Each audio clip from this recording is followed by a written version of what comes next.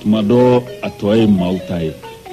jufasani darongɛlɛ y'o de faamu ka tilen ka taama fara a bolo la ka ni fila si ma muso surunin ka keleya kɔrɔ dɔn n'o tɛ u t'o k'u sere ye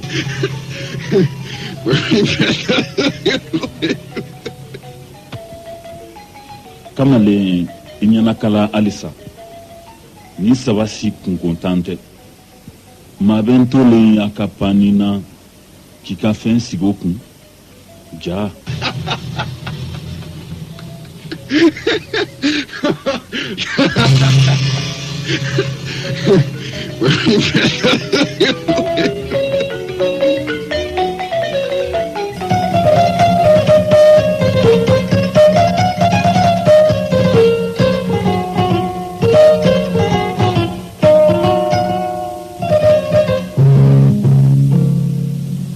musoya tɛ yɛrɛ yira ye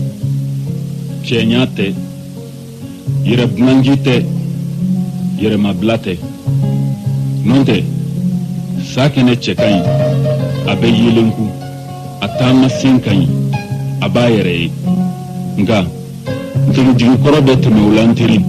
k'a senfa basamuso nɔfɛ ko bɛɛ tɔgɔ b'i kɔ ko yɛrɛ dɔn ka bon ko danbe de ka jan wa an ka sojuw siga kɛnbaw la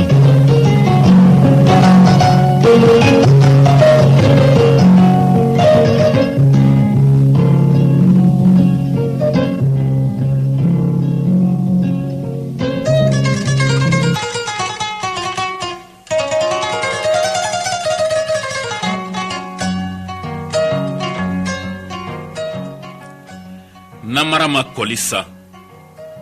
radio Clédou e kɛra manden dugamasakɔrɔ ye ka t'i sigi manden bulonba da la donda kelen bɔda kɛmɛ k'o bɛɛ kɔlɔsi. Ici, Radio Clédou, c'est tout un monde entre vos oreilles. Radio Clédou, e bɛ bi I jugu kɔ, e tɛ bi I jugu ɲɛ.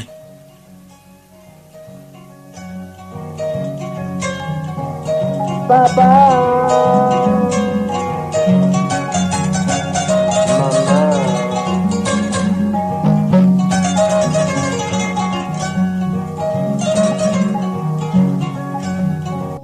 Papa, maman, tonton, tanti, jeune loup, jeune filou, voix de Kerinana.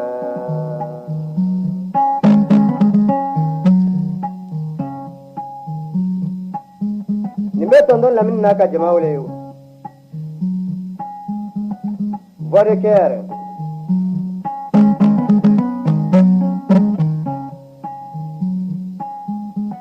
Abe kaba wole, abe sisi mutuma wole, abe sisi cema fana wole.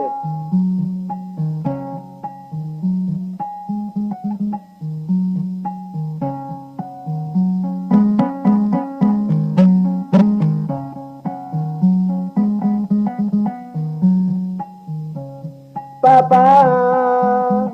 maman, tonton, tanti, jeune loup, jeune filou, voix de Kerinana, yeah. Abella Meningala Franole, Camilia Kekile, Kanyoso Akila. Ayiwa tɛnɛ an don kan sumayara dɔɔni bi a bɛ faamu wagati koronkoronlen don ko ka ca ɲɔ ka ca mugu la ɲɔ ka ca mugu la o kɔrɔ ugu la wa mugu la daba t'a la ugu la ugu ɲɔ cara ugu monsieur Longue bɛ ugu dɔn a t'a ɲɛfɔ tɛ an bɛ kɔni b'a dɔn ni mugu fara kɔni kɛli ye parce que il chinois ya bado ko mugu faraka tene mugu faraka disa ay jenekaw yiniga mugu faraka de la min tene ay jenekaw yiniga ko jenekaw ni su jeneka fembe be gana me balas nga wa fi mjelo la min ye dumuni fefe di jeneka mani ma mugu faraka non ni ma mugu farada me ma fuy dam am sungo ninge jila kanono ko muninge ka ay jeni ne fene soro ka ay jeni yer koy ago kande isra ga ni fo mara ka kana jene boradio kambe ko itala ka be foni yoroni o ya ga chonchon tana la min chonchon ye dumini de chonchon ye dumini sa mjelo ko na ci kirengeling a ingrédients de be nan fem dama ni de be no tiens la tenen da fara nga tien fo chonchon ka di fajiri fe chonchon ka di fe suguri dun fitri fe michelonko Clégan est refait à Dina Soumala de Bicala. Soumala dit. Oui, n'enfin d'Amadamani Bay, no Fanantala, à Teke Chonchoin. Ga Choncho Mare mi badon. Ou be nanke kini sanfe. Kaman Roland Bega sanfe. Jege bain pili bain ga sanfe. Ba jege kene. Kasoroga shitulu yele. O chauffé. O le chon. Kasorogo ke ka kunala jeni. Mchilengo. O mi meke chon. O le chon. Maleo yanu gata wala foga zameta o ka choncho inta kadini zame. Ani zame rete nyonya sera la fesse. Nga jenega o de badon. Ate mo mine. Way ba du. Fo si tu malani o te frère. Mchelengo. Jena boradio. Wanda hois. Ko jeneka benisu walatina. Madame Diallo Masrasro. Kokacha de kala kan do ke amina ala ka toro do ay munye defu ke niso jabe du chaman kono ga niso goya be du chaman fanan kono awo ala ka betanya ha ala sona mala ka soro ya rabbi sangoro ka soro odo etena ala ka betanya badu fana minale bagu fana minale badu yemi he bagi he o badu go ya kan men angu he ayo badu kelo ala ka benya amina rabbi asite la mine kamana gani ya fo tuku baba depuis que je l'ai connu il me sort toujours de nouvelles qualités même Jamche Kaganda Jamche Kagago ako depuis que je l'ai connu il me sort toujours de nouvelles qualités kala ka benya bulo bié d'autres ka donye a faut bité don la bagnede vadikar la amnata fondo la fonyo no la fien sangelen kuma man nokonde docteur era be doyan studio ngona domina il pesait a fait 80 kg bo ga kuma era fait docteur poids kon jigi poids jigina de est-ce que t'es 40 kg docteur nisu docteur a fo dobora poala de nga dobi ka fara do taka akuma man no ego chife tiens là docteur ben wuro sara docteur wuro sara ata sara kulu balaga de te mo nyane mande do kla ni mo nyane mande ya ne ka mo nyane mante tena yo mida etena na do balaga ne ka jonken de do no mida ko segi ko unisu siga so ka unisu kulikoro ka unisu aywa kai ka unisu ha fo mande awo mandin ka unisu kanga foli be radio sibi kamanja mo monsieur ko una foli ke kaboya maseginke jarani ado a keranyeji kosobe kambe radio kamanja barakela bela jelefo ko an hakilu bula ina fo manyina ko chugo mina an fana tina ina u kote nala ni kreation na mala bombi sabata ambi sala katabo fana ye inshallah na boye ya u bela jele ga foli ke o kamanja barakela be sibi dugutigi kambelen kuntigi muso kuntigi almami wo shariat ay shariatigi se bola almami wo abela jele shariatigi se bola dugu sare nta o je le go dugu sare mama na gele dugu bede dugu dembe de biira yin ala ha tinna dugu de be je ko sugo go doma ko ndogede shariatigi de bola beklamando na boda ni beklamando mais alkay ko di ayo vas nabi shariatigi bobali na kala sibi shariatigi kinisu ayiwa monsieur ko foli b'i bolo k'an bɛ Asan Sakiliba fo a n'a bamuso Asa Sakiliba an ka baarakɛla don a n'a bamuso a n'a denw n'a dɔgɔw n'a u bɛɛ lajɛlen u bɛɛ bɛ k'an lamɛn nin wagati in na Asa Sakiliba cɛ ye siyabana de awɔ ne ko siyabana ye baaraba kɛ monsieur ko a ye sow bɛɛ goudronné ka siraw bɛɛ cimenté an kan ka voter fana ye siyabana Asa k'an bɛna voter siyabana ye a ye so bɛɛ goudronné ka siraw bɛɛ cimenté a ye baara kɛ ɲamanton min tun b'u ka carré la vote in ɲɛkɔrɔla la a y'a cɛ ka bɔ yen yɔrɔ a ye dɔ kɛ dɛ vote kan ka kɛ fana a ye an kan ka voter ye de a ye ɲaman yɛrɛ dɔrɔn cɛli monsieur le foli an bɛ ko mɔgɔw bɛ fo ka Mɔmɔdu Sari mɔgɔw ni Defi mɔgɔw fo ne bɔra yen n bɛ Dunanke Ndaw fo a bɛ fɔ Nafaji n ka foli b'a ye ani Bala Jalo ale bɛ Balabugu Semajesikura a n'a muso Cléopatra o ko bɛ nin so nin waati in na ka fara an lamɛnjɛkulu bɛɛ lajɛlen kan ka Dramane Sisoko fo ale bɛ quartier Mali la ka Usmane Kulubali fo ale bɛ Jɔyɔrɔ Daminɛ place la ani Talaba ni Bala Sinanta ye n'Ala sɔnna ko an ka foli f'i ye kosɛbɛ k'an b'a bɛɛ lajɛlen fo tɛnɛ foli b'i bolo awɔ Lamini foli bɛ ne bolo ko n bɛ lamɛnjɛkulu bɛɛ lajɛlen fo Lamini an ka foli ne ni Madame Jalo an bɛɛ bɛɛ lajɛlen fo auditeur ni auditrice an b'a bɛɛ lajɛlen fo sɛgɛnbaliw ni ɲinɛbaliw an ka foli b'u bɛɛ ye komi an ta tɔ don lafiya la musolakaw kan ka fo nin wagati an b'u fo k'u waleɲuman dɔn Lamini u kɛra an fɛ an fɛnɛ kɛr'u fɛ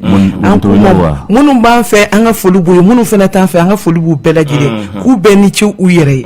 n'o tɛmɛna ka bɔ yen nɔ ko n bɛ Madame Kuyate Jisira Dunbiya fo n'a filɛ ni Madinɛkura n bɛ Madame Jayi Mayi Sidibe fo ni bɛɛ b'a fɔ ma ko Golf Mayi Bilenni n bɛ Madame Kamara Jɛnɛbu Jabate fo a filɛ ni Bajalantura la n bɛ Madame Tarawele Fatim Jabate fo n bɛ Fanta Kante fo a bɛ Samɛ n bɛ Aja Tarawele fo a bɛ Bajalante la Lamini ma ɲinɛ Musa Keita kɔ ni bɛɛ b'a fɔ ma ko Bufa ale ni Madame Keita Mamunɛ Jalo monsieur docteur foli b'i bolo n b'an lamɛnbaaw bɛɛ fo docteur Alu Bagayogo ale bi commune 5 la gynécologue do Saran Kamara namba dɔgɔtɔrɔkaw bɛ grève la de wa awɔ o daminɛna don jumɛn a daminɛna bi dɔgɔtɔrɔ ni grève awɔ aw tɛ sabali dɔɔni dɔgɔtɔrɔ mun de kɛra fura de banna pharmacie kɔnɔ wa ou bien a ye grève kun de bɛ grève la o mɔgɔ tɛ grève ko i kun fɛ ten mɔgɔ tɛ grève kɛ kun de dɔ b'a la nka a banna kɔni a ma ban fɔlɔ n'a banna a bɛ fɔ télé la dɔgɔtɔrɔ migraine bɛ ne la ne bɛ furakɛ cogo di sisan ne bɛ yɔrɔ min na sa kunkolo migraine bɛ ne la grève mana kɛ cogo cogo urgence bɛ assurer équipe fɛ minnu bɛ tile ka si dɔgɔtɔrɔso la urgence kama n'o tɛ a ma nɔgɔn dɛ ne ka kunkolo bi e bɛ taa téléphone fɛ yen direct ordonnance sɛbɛn hali ni bɛ grève la Saran Kamara ale ye bergerie a bi sɛbɛnni kɔrɔ n denkɛ n'o ye Baro Kulubali ale bi Sabalibugu a n'a ba Fana ayiwa olu bɛɛ lajɛlen k'an ka foli b'u bɛɛ ye Bintu Funɛ Mayiga ani Ami Sek k'an ka b'olu bɛɛ lajɛlen fo bi ye tɛnɛ dɔgɔtɔrɔ ka don don nɛgɛjuru ye 21 fonifo 11 bataki o ye 76 43 70 45 an bɛ duman dɔ lamɛn an bɛ sɔrɔ ka tɛmɛ n'a ye.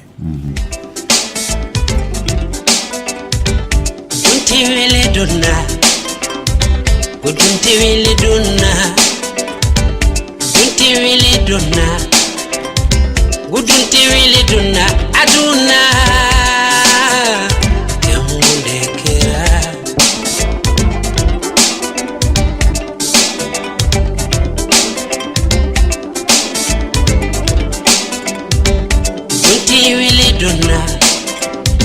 gudunti wili dunna ate wili dunna gudunti wili dunna aduna yamunde kera mfa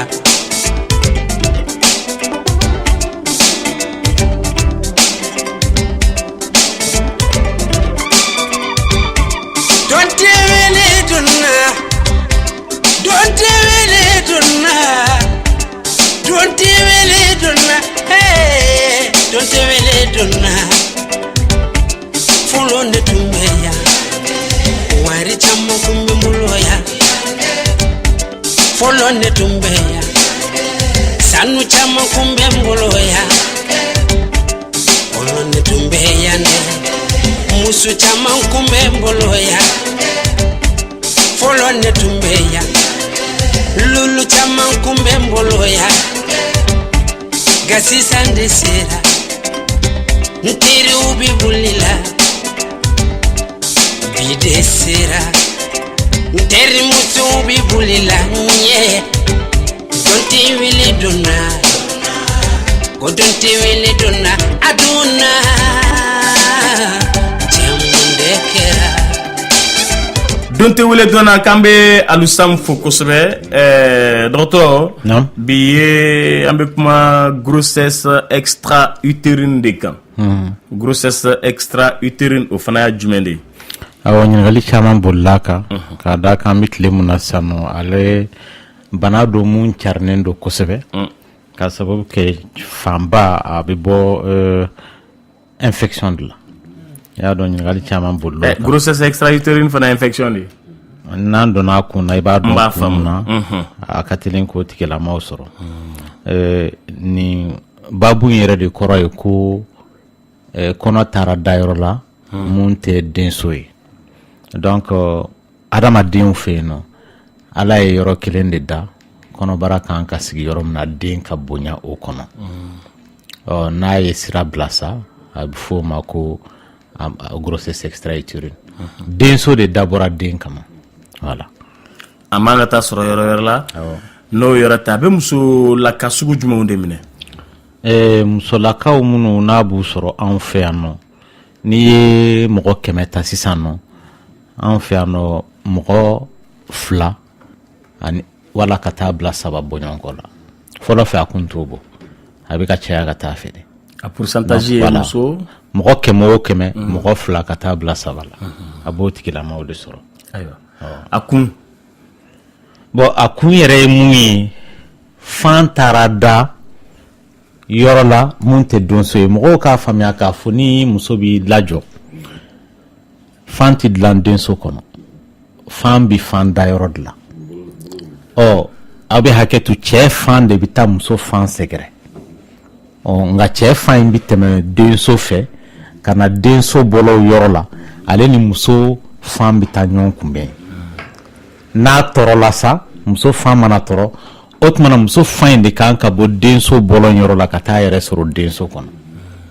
o kan ka ke dogokun kelin kono na la sira ba bolo ka wala sa dogokun kele akase ka bugun ni dogokun kelen temena ka fan to yoro sa abi bugu yeno bo munde bato ati denso in la soro dogokun kelen mono na ka sira nyenendo aka sira bisumaya parce que abina tuoni ndo de kono msemani abina fo sano ni sira mu ye gidron yo isina ka dinge o ka kono ya da bika isi nasmaya voilà donc o la munde bato o sira imbikne ni fantse ka denso la sorotli wolon fla kono oy famba infection infection de bi denso sira nuntne ndamba fuma ko trompe bouché donc no kera faninti denso la soro o ya folay filana ma do be ne bita soro infection en kembe ka kesababu ka trompe ka abolon nuntne parce que tege fasuguro de balela na bi fam ne nae ni tege nunduna infection ndu bi tege ndu ina fu kuna bi harama den tege dun chwa donc là fam bito alatan atseka amne kanye na ma amne kanye fam bi bu na bina abita bin lugu sanfɛ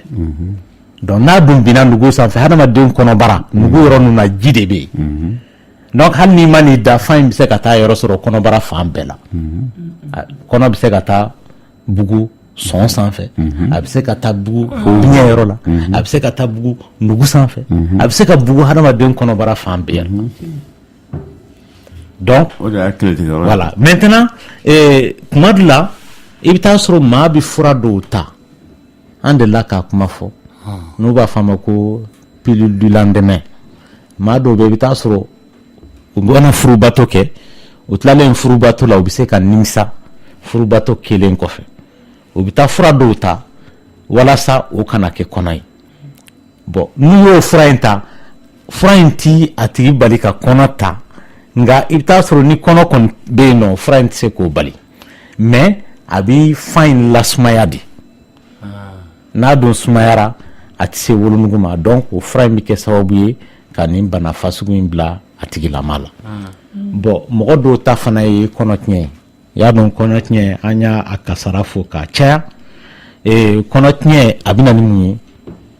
a bɛ na ni infection ye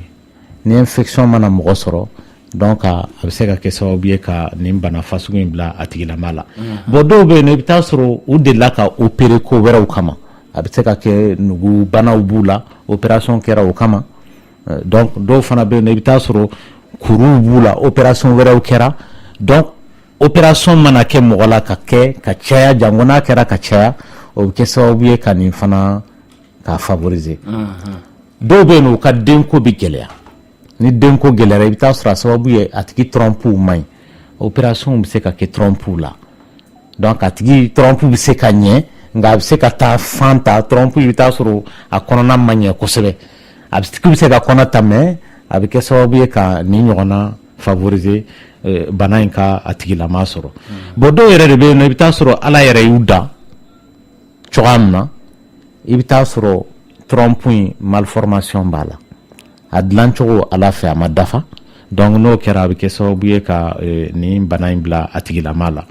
bon fɛn wɛrɛw bɛ yen nɔ n'o ye maa dɔw bɛ yen nɔ i bɛ taa sɔrɔ u bɛ sigirɛti min sigirɛti fana a bɛ kɛ sababu ye ka fan in lasumaya musolaka de ko dɔ tɛnɛ yanni ka i balimakɛ lajɛ ni ɲɛ kɛrɛ ye ni musolaka bɛ sigirɛti min o bɛ kɛ sababu ye a ka teli k'o tigilama fana sɔrɔ musolakaw la donc nin de ye fɛn damadɔ ye mun b'a to mɔgɔ bɛ nin kɔnɔbara fasugu in sɔrɔ ni avortement b'a la wa avortement y'a fanba ye avortement y'a fanba ye ayiwa dɔgɔtɔrɔ nka a bɛ dɔn cogo di ko grossesse extra utérine bɛ muso la muso o muso fɛn b'i la o fɛn t'i la o ni laada kɔni tɛmɛn'i kan i kan ka taa dɔgɔtɔrɔso la k'a ɲɛɲini yala kɔnɔbara min bɛ na kɔnɔ ɲuman don wa teri kɔnɔ ɲuman tɛ o la dɔgɔtɔrɔ b'a sɛgɛsɛgɛ k'a lajɛ ni kɔnɔ ɲuman don i b'i ka peseli kɛ ni kɔnɔ ɲuman yɛrɛ tɛ a bɛ bɔ yen joona kabini a ma k'a tigi ma bɔnɛ ye bon o de y'a to maa fanba minnu bɛ se dɔgɔtɔrɔso la i bɛ taa sɔrɔ a tigi joliko dɛsɛ y'a minɛ déjà parce que ni don dɔ la dɔrɔn a bɛ girin k'a tigi bin a tamatɔ la dɔrɔn sera ka ɲɛnɛmi ten nɔ ka bin wa n'aw ma ko kɛ o y'a tigi talen ye parce que a tigi yɛrɛ t'a dɔn k'a fɔ a kɔnɔma don an fɛ yan maa caman b'a fɔ n lajɔlen don ni laada de panna n kunna ni laada panna mɔgɔ kunna o b'a sɔrɔ i lajɔlen don a mɛnna wagati min na laada panna i kunna i ma lajɔ o don e lajɔra dɔgɔkun 2 ka kɔn o don ɲɛ an dun y'a fɔ k'a fɔ ni mɔgɔ mana kɔnɔ ta bi ka fuɲɛya sen fɛ i bɛ taa sɔrɔ tile 7 o kɔfɛ kɔnɔ in kan ka taa yɛrɛ sɔrɔ denso kɔnɔ o kɔrɔ in n'i ye furubato kɛ n'o kɛra kɔnɔbara ye su in na nin kɔnɔbara in b'ale a ka bɔnɛ daminɛ kabini laada pan ma se i ma fɔlɔ kabini laada ma pan i kunna laada yɛrɛ nali dati ma se fɔlɔ tuma dɔ la kɔnɔbara in bɛ se ka pɛrɛn a tigi kɔnɔ ka joli lajigin a la depuis kɔnɔ kalo a ma kalo 1 sɔrɔ fɔlɔ kabini a mana tile 7 sɔrɔ ka ban o y'ale ka ko daminɛ parce que tile 7 a bɛ bonyani daminɛ bon alors que a bɛ yɔrɔnin mun na tuyaunin mun na o tɛ s'a kɔrɔ o bɛ pɛrɛn de donc o kɔrɔ ye sisan ni mɔgɔ min y'a ka laada ye bi le premier yanni le premier wɛrɛ cɛ a tigi kɔnɔbara in bɛ se ka pɛrɛn a la ka joli jigin a la ni mɔgɔ n'i mana kɔnɔ ta e yɛrɛ ɲɛ bɛ taamasiyɛn dɔw la minnu ni kɔnɔbara yɛrɛ mana sigi denso kɔnɔ o taamasiyɛnw bɛ mɔgɔ sɔrɔ misali la an y'a fɔ muso kɔnɔma kɔnɔdimi man k'i minɛ jango kɔnɔ daminɛ la ni kɔnɔdimi y'i minɛ donc i ka taa dɔgɔtɔrɔso la o bɛ se ka kɛ nin bana in taamasiyɛn basibɔn man k'i minɛ e y'i ka laada ye bi le premier le 15 man kan tɛ k'i ka laada ye o donc ni basi nana tuguni et puis ale fana bi tamasiyɛn mun ye k'a fɔ basiba de bi bɔ mɔgɔ kan i t'a sɔrɔ basi fitinin de bi bɔ a tigi kan règle yɛrɛ mun kan ka kɛ tile 3 ye ale ta in tɛ kɛ tile 3 ye dɛ a bɛ kɛ tachinin dɔrɔn ye voilà tache finmani mais o b'o ɲininkali kɛ yan tuma bɛɛ o a man ka ye ka i muso garisigɛlen to wa a man ka ye k'i garisigɛlen to laada bɛ kɛ basi bi bɔ i ka basi finman fitinin laada tɛ o ka kɔrɔ i ka laada ye tile 3 tile 4 a bɛna ka ɲɛ ni e laada ye bi le premier tile 10 o kɔfɛ laada sina ka na ka kɛ tachinin ye ten nɔ kɔnɔdimi fana b'a sen kɔrɔ donc tamasiyɛnw ye laada mana pan maa mun kunna n'o y'a sɔrɔ a sigiyɔrɔ a bɛ se k'a permettre dɔw bɛ yen laada yɛrɛ ma pan u kunna i bɛ taa sɔrɔ basi bɔn b'a tigilamaw sɔrɔ mun tɛ laada ye o bɛ k'a tigi sɔrɔ laadaw furancɛ la ka fara kɔnɔdimi minnu kan an bɛ k'a ɲɛfɔ donc musolakaw yɛrɛ ka teli k'o de kɔlɔsi a yɛrɛ la ni mɔgɔ mun ta juguyara sa i bɛ taa sɔrɔ kɔnɔmaya tamasiyɛn ninnu bɛ yen nɔ donc parce que maa dɔw bɛ yen nɔ o bɛ se ka kalo 2 k'a la mɔgɔ yɛrɛ mun ni nin kɔnɔbara fasugu in taara sigi nugu sanfɛ a bɛ se ka hali kalo 8 sɔrɔ a tigi la nka différence min muso kɔnɔma tɔw cɛ i bɛ taa sɔrɔ dimi gɛlɛn de b'a tigilama la a ye o ye dimi gɛlɛn b'a kan wa a ye o ye a bɛ ɲɛnɛmini joliko dɛsɛ b'a la n'a ko k'a bɛ taama a nɛnɛkili bɛ duru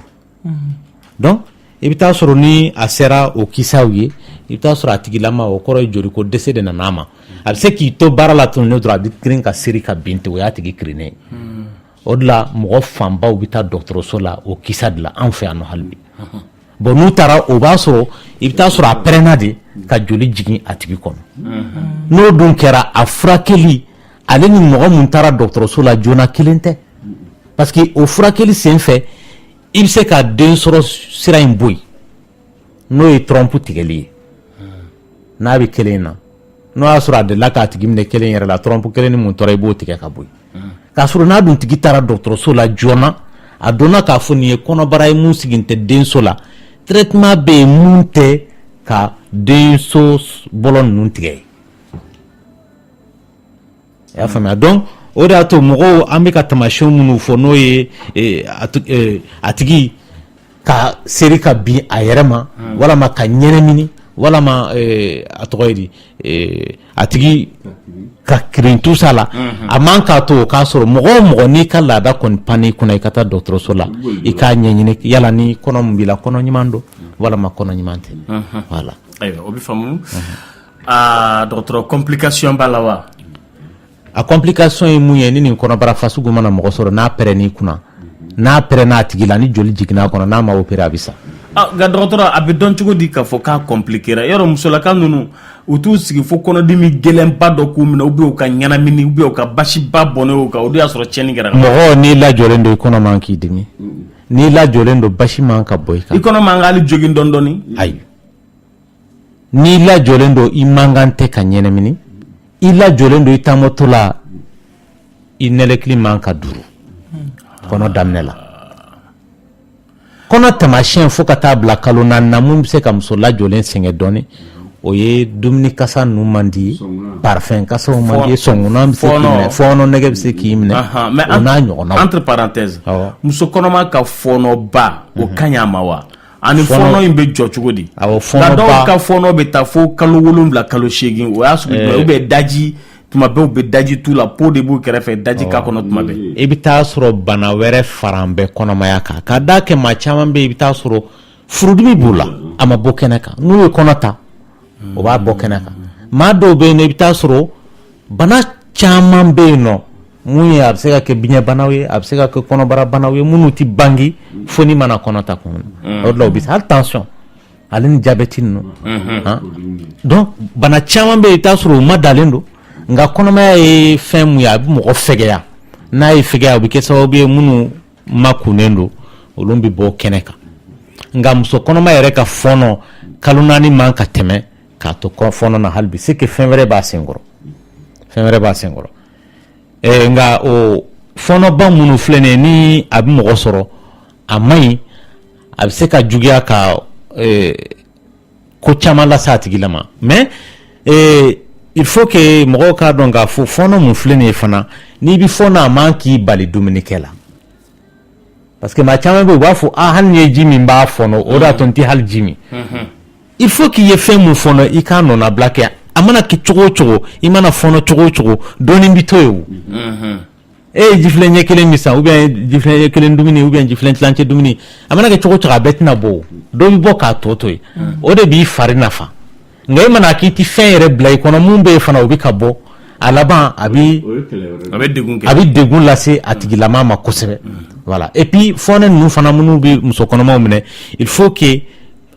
dumunifɛn dɔw bɛ yen an ko ni mɔgɔ b'olu dun i k'o dabila dumunifɛn minnu bɛ furudimi wuli muso lajɔlen kɔnɔ daminɛ la i kan k'olu to yen nɔ parce que furudimi mankan b'a tigi minɛ foronto tigadɛgɛ kɔngɔ man k'i minɛ i bɛ se ka dumuni kɛ siɲɛ 6 furu lankolon kana to yen a kana fa kojugu fɛn kumamaw dɔgɔtɔrɔ foronto kɔni bɔ a la fɛn kumunenw i b'olu to yen foronto ni lemuru kumuni ani mangoro geren olu kɔni bɔ a la o tɛ se k'o bila dɛ foronto a laban an bɛ bɔgɔnin fana fara foronto i jɔ n k'a ɲɛfin na foronto mangoro geren zaban lemuru kumuni kɔgɔ baden kɛli lemuru kumuni na ou bien ka kɔgɔ baden vinaigre o kɔni o sen bɔ a la o de b'i furudimi kɔnɔmaya daminɛ n'i b'olu ta a bɛ kɔnɔmaya juguya ale ni jisuma ninnu ani dumunifɛn sumalenw i man k'olu ta boisson gazlama i man k'olu min donc dumunifɛnw minnu ka ɲi o ye dumunifɛn girinma kalama wa a tigi fana n y'a fɔ cogoya min na a man ka dumuni bako kelen kɛ yɔrɔnin kelen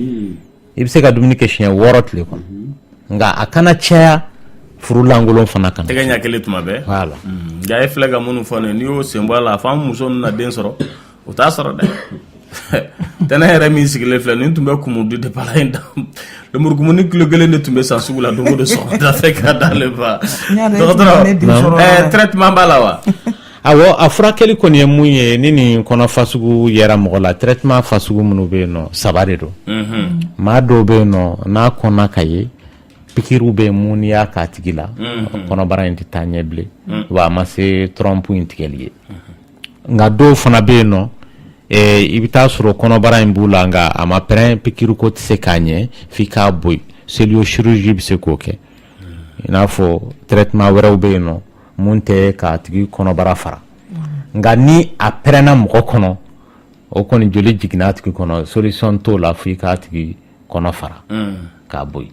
voilà mais ne bɛna sinsin mun kan o ye kunbɛ cogo de ye vraiment nin kɔnɔbara fasugu n'i y'a ye a ka ca an fɛ yan sisan a sababu ye infection de ye n'i ye infection furakɛ joona a ka ca ala fɛ i bɛ kisi nin kɔnɔ fasugu ma nka ni infection b'i la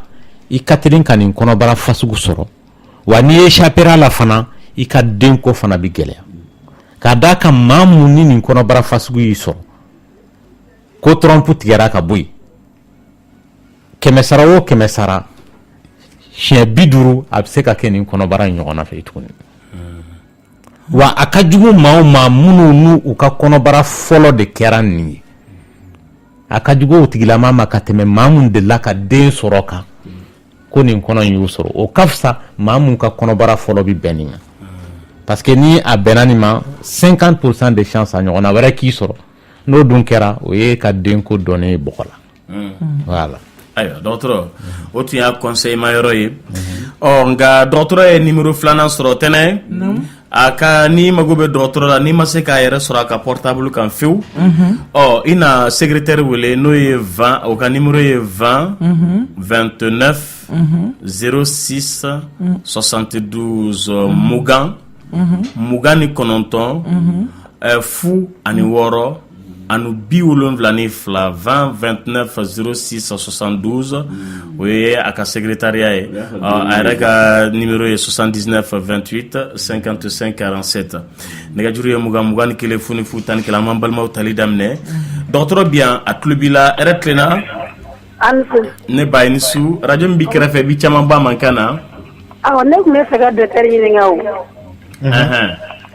yala muso kɔnɔma bɛ se ka sɔn wa muso kɔnɔma n'a bɛ se ka sun muso kɔnɔma bɛ se ka sun awɔ fo n'a kɛra i ka dɔgɔtɔrɔ de y'a yamaruya k'i kana sun a kɛra muso kɔnɔma ye o a kɛra maa wɛrɛ ye o dɔgɔtɔrɔ de bɛ a yamaruya ko karisa bɛ se ka sun wala i tɛ se ka sun Lamine a ye hakilina jigin sunkalo selen in na maaw de b'u yɛrɛ kɛ u yɛrɛ ka dɔgɔtɔrɔ ye Ala ɲɛ b'an bɛɛ la o dɔgɔtɔrɔ i mana taa fɛ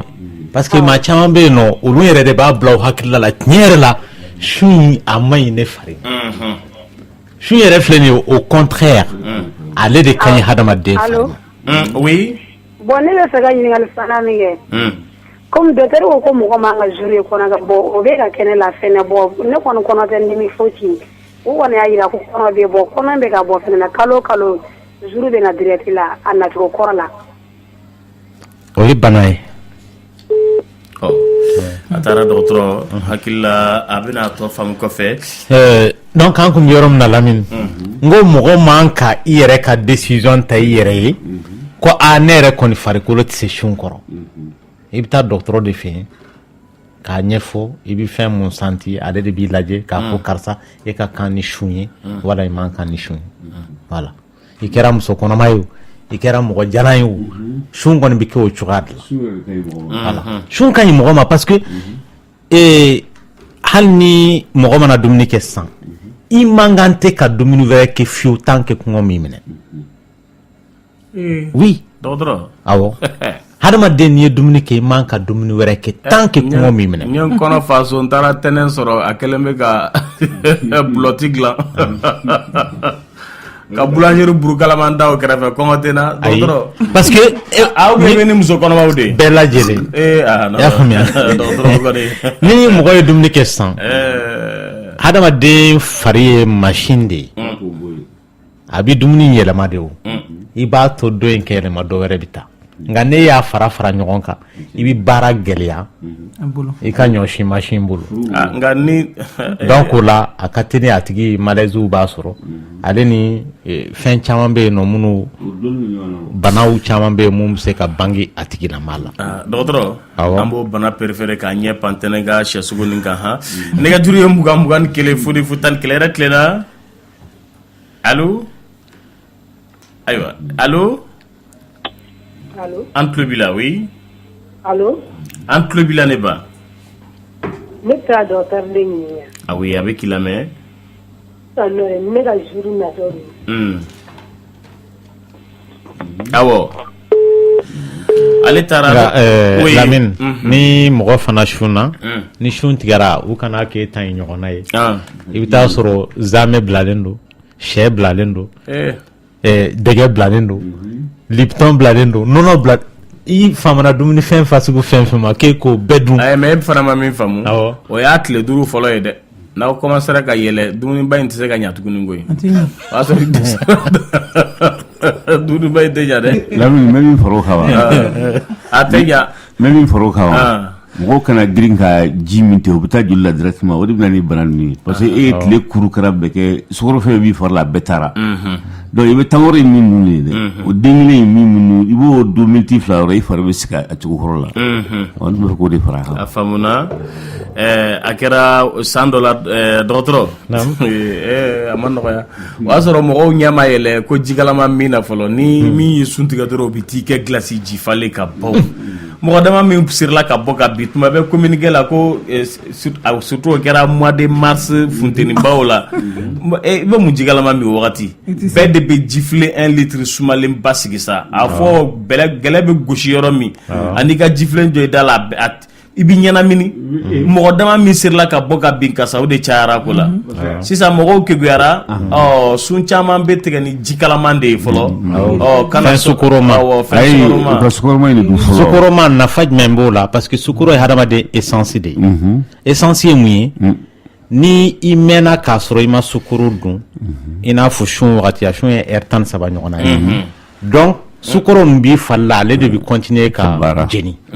ale de bɛ yɛlɛma ka kɛ acide ye muscles fɛ hali le fait k'i bɛ kuma le fait k'i bɛ ka nɛnɛkili o bɛɛ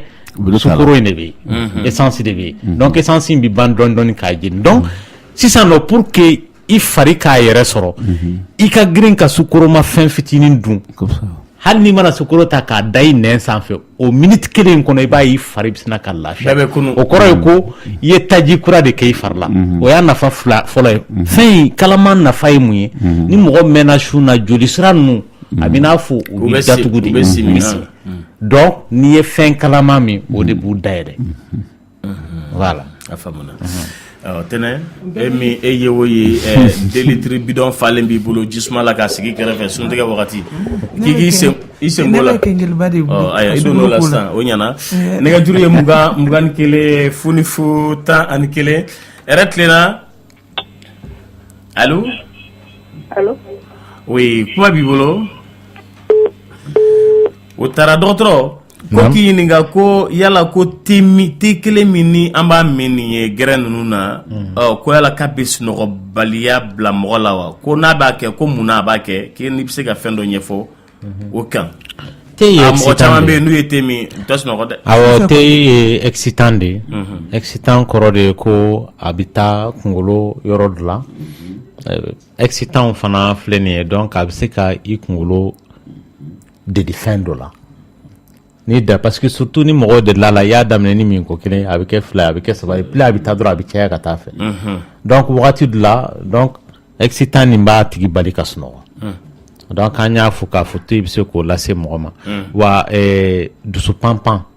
a fana bɛ se k'o lase mɔgɔ ma bon a nafayama yɔrɔ ye o ye vitamine C in de ye ni mɔgɔ min mana te wuli i n'a fɔ k'a kɛ chinois ka wulili ye n m'a fɔ k'a mɔ kojugu k'a kɛ infusion ye nafa b'o de la voilà parce que a infusion lama o la vitamine de do d'accord o bi famu ayiwa ko k'i ɲininka ko sunkalo min sele filɛ nin ye ko mɔgɔ fasani n'a sunna ko yala k'a tɔ tɛ fasa wa a tɔ tɛ ja ka taa fɛ wa sun filɛ nin ni mɔgɔ yɛrɛ sunna hali n'i ye san yɛrɛ bɛɛ kɛ sun na n'a ma fɛn mun fara i k'a taa bɔ i la a ka ɲi i fari ma ko mun na a b'o sɔrɔ an de bɛ k'a caya fari da la n y'o de fɔ n ko ni kungo yɛrɛ ma maa minɛ i man ka dumuni kɛ bon n'i mana sun tulu minnu filɛ nin ye i fari la mɔgɔ yɛrɛ n'i sunna yɛrɛ fo nɔrɔ bɛ k'i la gɛrɛsi minnu bɛ yen a bɛ n'a fɔ mɔgɔ dɔw bɛ yen i bɛ taa sɔrɔ n'u banana u ye tile 2 min kɛ u tɛ ka dumuni kɛ nɔrɔ bɛ sina ka k'u fari la parce que fɛn caman bɛ yen mɔgɔw bɛ dumuni kɛ u ti sport kɛ foyi voilà donc sun nin kɔni n'a ma mun lase mɔgɔ ma n m'a fɔ mɔgɔ mun ye banabaatɔ ye k'o tɛ se ka sun en tout cas kɛnɛbaatɔ n'a ma hɛrɛ mun lase ma a t'a bɔnɛ la parce que naturellement même hali ni mɔgɔ min ma sun i kan ka furancɛ jan don i ka dumuniw ni ɲɔgɔn cɛ awɔ dumuni ka ɲi mɔgɔ ma nka a la caman jugu fana o bɛ tiɲɛni don i kun hɛrɛ tilenna allo oui kuma b'i bolo an b'a fɛ k'a lajɛ n'a sɔrɔ kalo yera quoi ayiwa bon an to kɛnɛ kan tan dɔɔni fɔlɔ i bɛ misiriba mɔgɔw wele nɛgɛjuru ye 21 funifu 11 dɔgɔtɔrɔ ko k'i ɲininka ko test de grossesse ko bɛ utiliser cogo di a bɛ dépend test fasugu min b'a bolo dans tous les cas test de grossesse minnu bɛ kɛ sugunɛ la a tigi a utilisation bɛ sɛbɛn test a bɛ dépend marque la kelen bɛ utilisation kɛ cogo sɛbɛnnen don a sanfɛ nka a tigi kan ka mun jateminɛ o ye n'o y'a sɔrɔ c'est positif ou bien négatif négatif kɔrɔ de ye ko n'i y'a kɛ tɛrɛ kelen dɔrɔn sanfɛta in donc i bɛ taa sɔrɔ tɛrɛ dugumata in tɛ yen nɔ donc dɔw fana bɛ yen nɔ i bɛ taa sɔrɔ tɛrɛ 2 de don o kɔrɔ ye ko c'est positif nka kuma dɔ la i bɛ taa sɔrɔ tɛrɛ kelen bɔlen dɔ ka ɲɛ to kelen ma bɔ ka ɲɛ o bɛɛ ye positif ye ni négatif kɔni don i bɛ tɛrɛ kelen dɔrɔn de ye bon fana kɛra ni test ma ɲi ni test ma ɲi i tɛ se k'a interpréter voilà kuma dɔ la tɛrɛ yɛrɛ tɛ k'a la voilà dɔgɔtɔrɔ ko yala ko muso kɔnɔma bɛ se ka sun wa ko n'a bɛ sun ale kɔnɔ bɛ kalo 7 la yala ale bɛ se ka sun wa a tigi bɛ ka ci bila ka na depuis États-Unis an y'o jaabi k'a fɔ muso kɔnɔma i bɛ taa i ka dɔgɔtɔrɔ fɛ o de bɛ yamaruya d'i ma i ka sun wala i kana sun ni tɔɔrɔ wɛrɛ t'a tigi kan nka a bɛ tubabu jamana kan dɛ an n'a bɛ tubabu jamana kan gynécologue bɛ tubabu jamana kan minnu bɛ sun misiriw bɛ tubabu jamana la a t'an ka jamana yɛrɛ la faut que mɔgɔw k'a dɔn k'a fɔ hali ni tubabu jamana la misiriw bɛ yen ah non mais c'est clair tubabu jamana bɛ misiriw bɛ yen nɔ a ti yan nɔ awɔ parce que yen silamɛw ka ca de toute façon a bɛ dépend jamana i bɛ taa sɔrɔ mɔgɔ min bɛ yen miliyari 1 de bɛ yen nɔ mɔgɔ min ye miliyari 1 Mali ye miliyɔn joli ye miliyɔn 15 miliyari 1 i mana kɛ cogo o cogo o silamɛw ka ca ka tɛmɛ Mali ta awɔ ayiwa nɛgɛjuru ye 21 funifu 11 yɛrɛ tilenna allo oui dɔgɔtɔrɔ tulo b'i la an tile ko ayi an terikɛ mɔgɔ min opéré la césarienne na nin y'a 40 jours est-ce que o bɛ se ka sun mɔgɔ min opéré la awɔ césarienne na est ce que o bɛ se ka sun nin y'a 40 jours quoi ayiwa dɔgɔtɔrɔ awɔ ni baasi t'a la ayiwa ko ni baasi t'i la k'i bɛ se ka i ka alabato k'a ɲuman na bon n bɛ fɛn dɔ fana fɔ mɔgɔw ye muso lajɔlen ale ni komi an bɛ ka dɔgɔtɔrɔya ni silamɛya de fɔ mɔgɔ mun lajɔlen don ani mɔgɔ mun n'o y'a sɔrɔ i bɛ ka sin di den ma sun tɛ wajibi ye i ka o silamɛya yɛrɛ sira fɛ n'i bɛ se i b'a kɛ n'i tɛ se après i b'a sɔrɔ voilà ayiwa baasi tɛ o bɛ faamu dɔgɔtɔrɔ ko k'i ɲininka ko drépanocytaire ko yala o bɛ se ka sun wa drépanocytaire bɛ se ka sun n'o y'a sɔrɔ bana t'a tigi la o wagati donc ni bana t'a tigi la a bɛ se ka sun de toute façon drépanocytaire fɛn fɛn bɛ yen nɔ i bɛ taa sɔrɔ elles sont suivies par un médecin médecin de b'a ka état dɔn est ce que a tigi joli ko dɛsɛ b'a la joli kan ka k'a la sisan mun b'a to a man ka sun walama joli mun b'a fari la o b'a labɔ a bɛ se ka sun en tout cas mɔgɔ kɔni n'i bɛ sun ni ma ɲɛ ni bana fasugu b'i la i bɛ taa dɔgɔtɔrɔ fɛ a b'i lajɛ ale de b'a yamaruya i ka sun wala i kana sun a bɛ dépend a tigi ka état la o bɛ faamu dɔgɔtɔrɔ ko k'i ɲininka o ko yala ko denkuranin munna denyɛrɛnin t'a ba joli ta o ye kelen ye fana ko ni den ma vacciné dans les 72 heures qui suit ko yala ko bɛ den sɔrɔ wa munna den t'a ba joli ta den ba ye wagati mun kɛ yan nɔ ale ni den ye wagati mun kɛ olu ye kelen ya den bɛɛ normal kɔni hali ni ye farafin den i bɛ taa sɔrɔ n t'a dɔn ale fɛ ka joli mun fɔ est ce que a ba couleur wa n'o tɛ ni joli sira dɔrɔn a ma fɔ ko den t'a ba joli ta o a bɛ se k'a ba joli sɔrɔ i t'a sɔrɔ comme wagati dɔ la i tun y'a fɔ ko c'est pas obligatoire den n'a ba jeli ka kɛ kelen ou bien a n'a fa c'est pas obligatoire c'est pas obligatoire a bɛ se ka ba ta a bɛ se ka fa ta a bɛ se ka joli yɛrɛ ta mun tɛ ba ta ye fa ta tɛ voilà donc maintenant fɛn mun ye ɲininkali filanan ye bana dɔ bɛ yen mun bɛ se ka mɔgɔ sɔrɔ kabini wolo don n'i kɔni nana diɲɛ la yan nɔ banakisɛw bɛ yan n'o ye polio ye mun bɛ mɔgɔ sen faga tan nɔ o banakisɛ mana don mɔgɔ la a bɛ se ka kɛ sababu ye ka fiɲɛ bila i la nka a ti dɔn o wagati la i bɛ taa sɔrɔ banakisɛ b'a tigi la nka banakisɛ in bɛna fiɲɛ bila a la kɔfɛ donc n'i bolo ma ci a tigi muso jigin kuma n'i m'a bolo ci n'importe quand banakisɛ in bɛ se k'a tigi sɔrɔ o de y'a to bolo ci bɛ kɛ depuis dɔgɔtɔrɔso la yan filanan tuberculose bolo ci fɔlɔ min bɛ kɛ n'o ye ka tɛgɛ sɔgɔ n'o ye sɔgɔsɔgɔninjɛ banakisɛ o fana banakisɛ b'an dala sanga ni wagati donc a bɛ se k'a tigi sɔrɔ n'importe quand bolo ci kɔrɔ de i ka fura in k'a tigi la ka kɔn banakisɛ ɲɛ n'i y'o kɛ banakisɛ in t'a tigi la hali ni banakisɛ nana a tɛna fanga sɔrɔ mais ni a tigi bana mana kɔn boloci ɲɛ dɔrɔn nafa t'a la i k'o boloci k'a la bilen i y'a faamuya donc boloci yɛrɛ kɔrɔ de y'o ye ka bana kunbɛn ni bana y'a tigi minɛ e dun t'a dɔn bana in bɛna minɛ sini a bɛna minɛ sinikɛnɛ a bɛna minɛ sinikɔnɔ ko taa i t'o dɔn donc n donna maa ta n ma don o de ka fisa pour éviter les risques là depuis a tigi kɔni bɛ se ka boloci kɛ kɔni kɛ hali n'a wolodon don a ka k'o dɔn voilà nɛgɛjuru ye 20 ni kelen foni futan ani kelen yɛrɛ tilenna allo ayiwa o tigi taara radio Clédou voix du cœur docteur Kadondo yɛrɛ tilenna allo oui dɔgɔtɔrɔ tulo b'i la oui koloci jugumanba de b'i la ayiwa ale ma se k'a laban dɔgɔtɔrɔ ayiwa ko k'i ɲininka ko le résultat de l'écho le liquide amniotique est de qualité normale mais insuffisante pour l'âge de la grossesse. Pour l'âge de la grossesse, 24 semaines et 5 jours. La cause et conséquence. Ale filɛ k'a fɔ ko a yɛra k'a fɔ ji mun bɛ den kɔrɔ o ji in ka dɔgɔ dɔɔni nka a bɛ se ka kɛ juguman tɛ parce que o m'a degré hakɛ fɔ a ka dɔgɔ ka se hakɛ mun na il faut que kɔnɔbara daminɛ i bɛ taa sɔrɔ ji in ka ca kojugu fo den bɛ yaala ji kɔnɔ o wagati la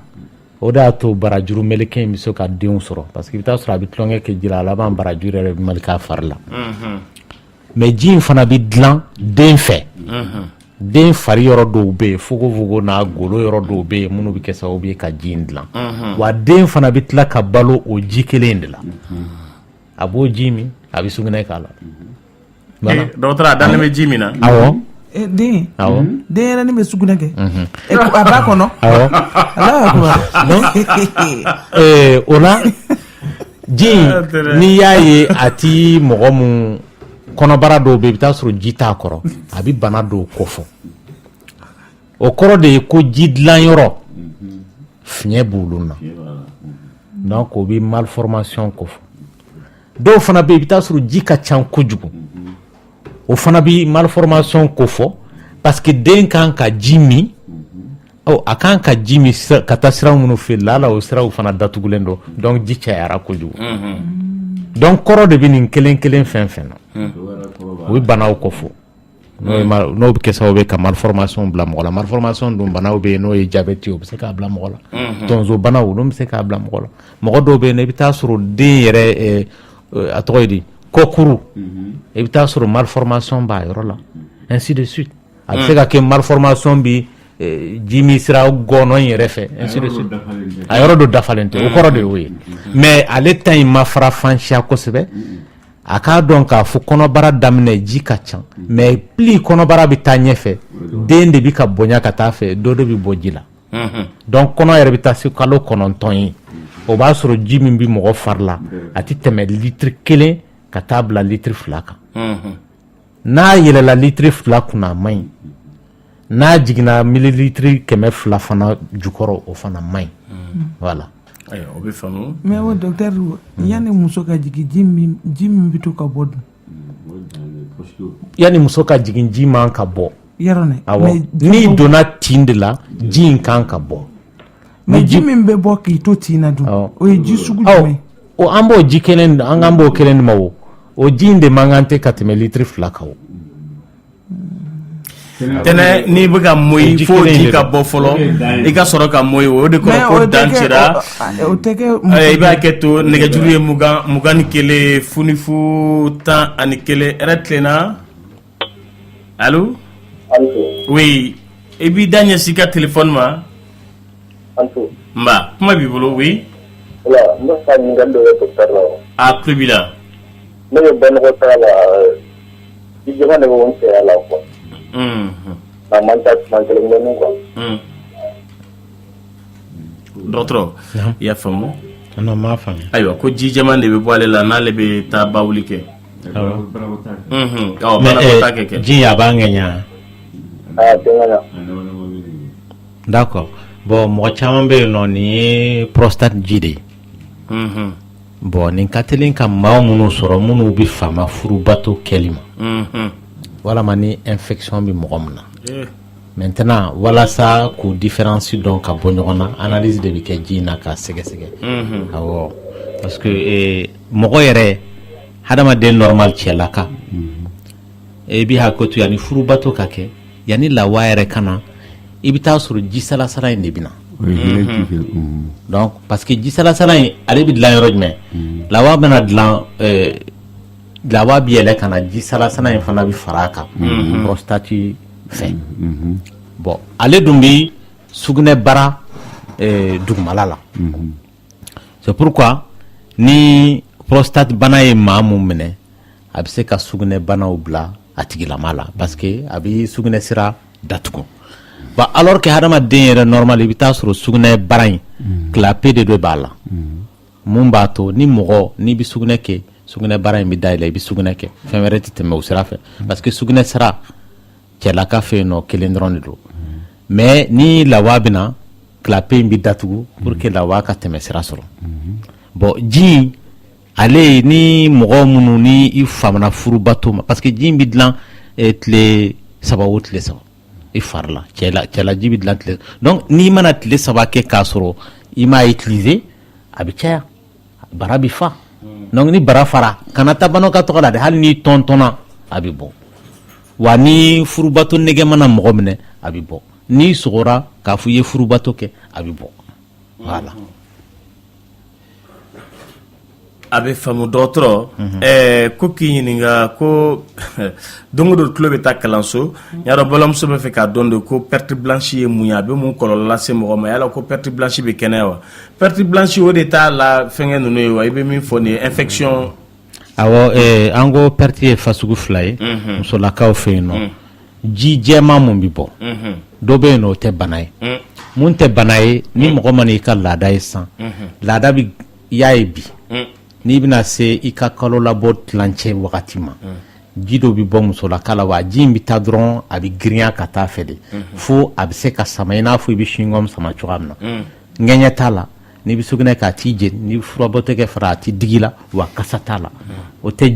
ye ji ɲuman de ye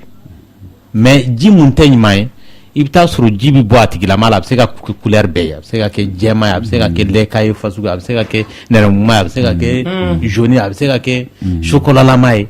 nka kasa b'a nɔfɛ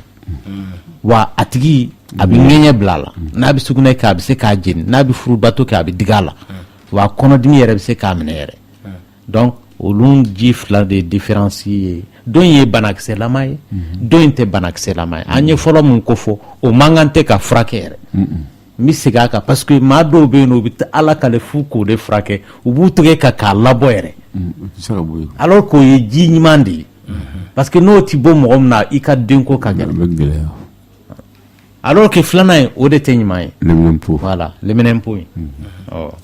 dɔgɔtɔrɔ k'ale denw bɛɛ tile bɛɛ ban PlayStation lajɛli la ni su tilancɛ bɛɛ ko ala ka fisa a ka ɲi ɲɛma wa u bɛ ban mun lajɛli la PlayStation mɔgɔw k'a dɔn k'a fɔ de toute façon mɔgɔ i mana mɛn fɛn kan dɔrɔn l'excès de tout est nuisible donc u k'a kɔlɔsi hali mɔgɔ minnu ye kalanbaw ye i bɛ t'a sɔrɔ verre donnaw ka ca kojugu parce que le fait que wagati bɛɛ e ɲɛ bɛ baara la donc wajaw k'a dɔn verre donna ɲɛ bɛ sɛgɛn a télélama jamana bɛ tile mun na sisan nɔ c'est normal de l'ordinateur o bɛ yen mana mɔgɔ ye i bɛ t'a sɔrɔ u kama jɛngɛnen don ala ni ordinateur tali fɛ ale ni ɲɛ fana donc caman bɛ yen verre donnaw cayara parce que i mana mɛn fɛn o fɛn kan o tɛ ordinateur dɔrɔn ye koyi hali tailleur sisan nɔ don o don i bɛ ka miselini i bɛ garini ta k'a sɔrɔ a fɛ wagati dɔ bɛna se ɲɛ tiyɛli kɛ n'i ma verre wagati dɔ la i bɛ i denkɛ lakarini ɲini k'a kana gari don miseli o fɛ ala ka kilima nama ko cɛkɔrɔbaw ni su nɛgɛjuru ye 21 ni 1 fu ni fu 11 yɛrɛ tilela oui n balimakɛ kuma b'i bolo i b'i kumakan kɔrɔta kosɛbɛ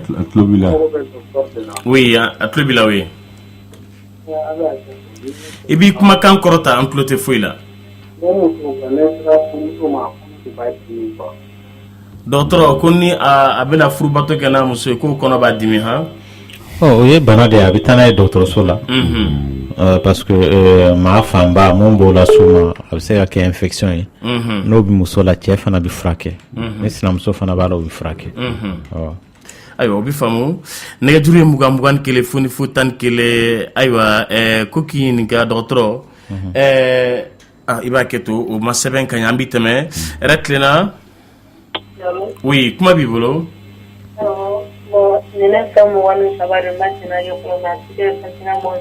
an m'a faamu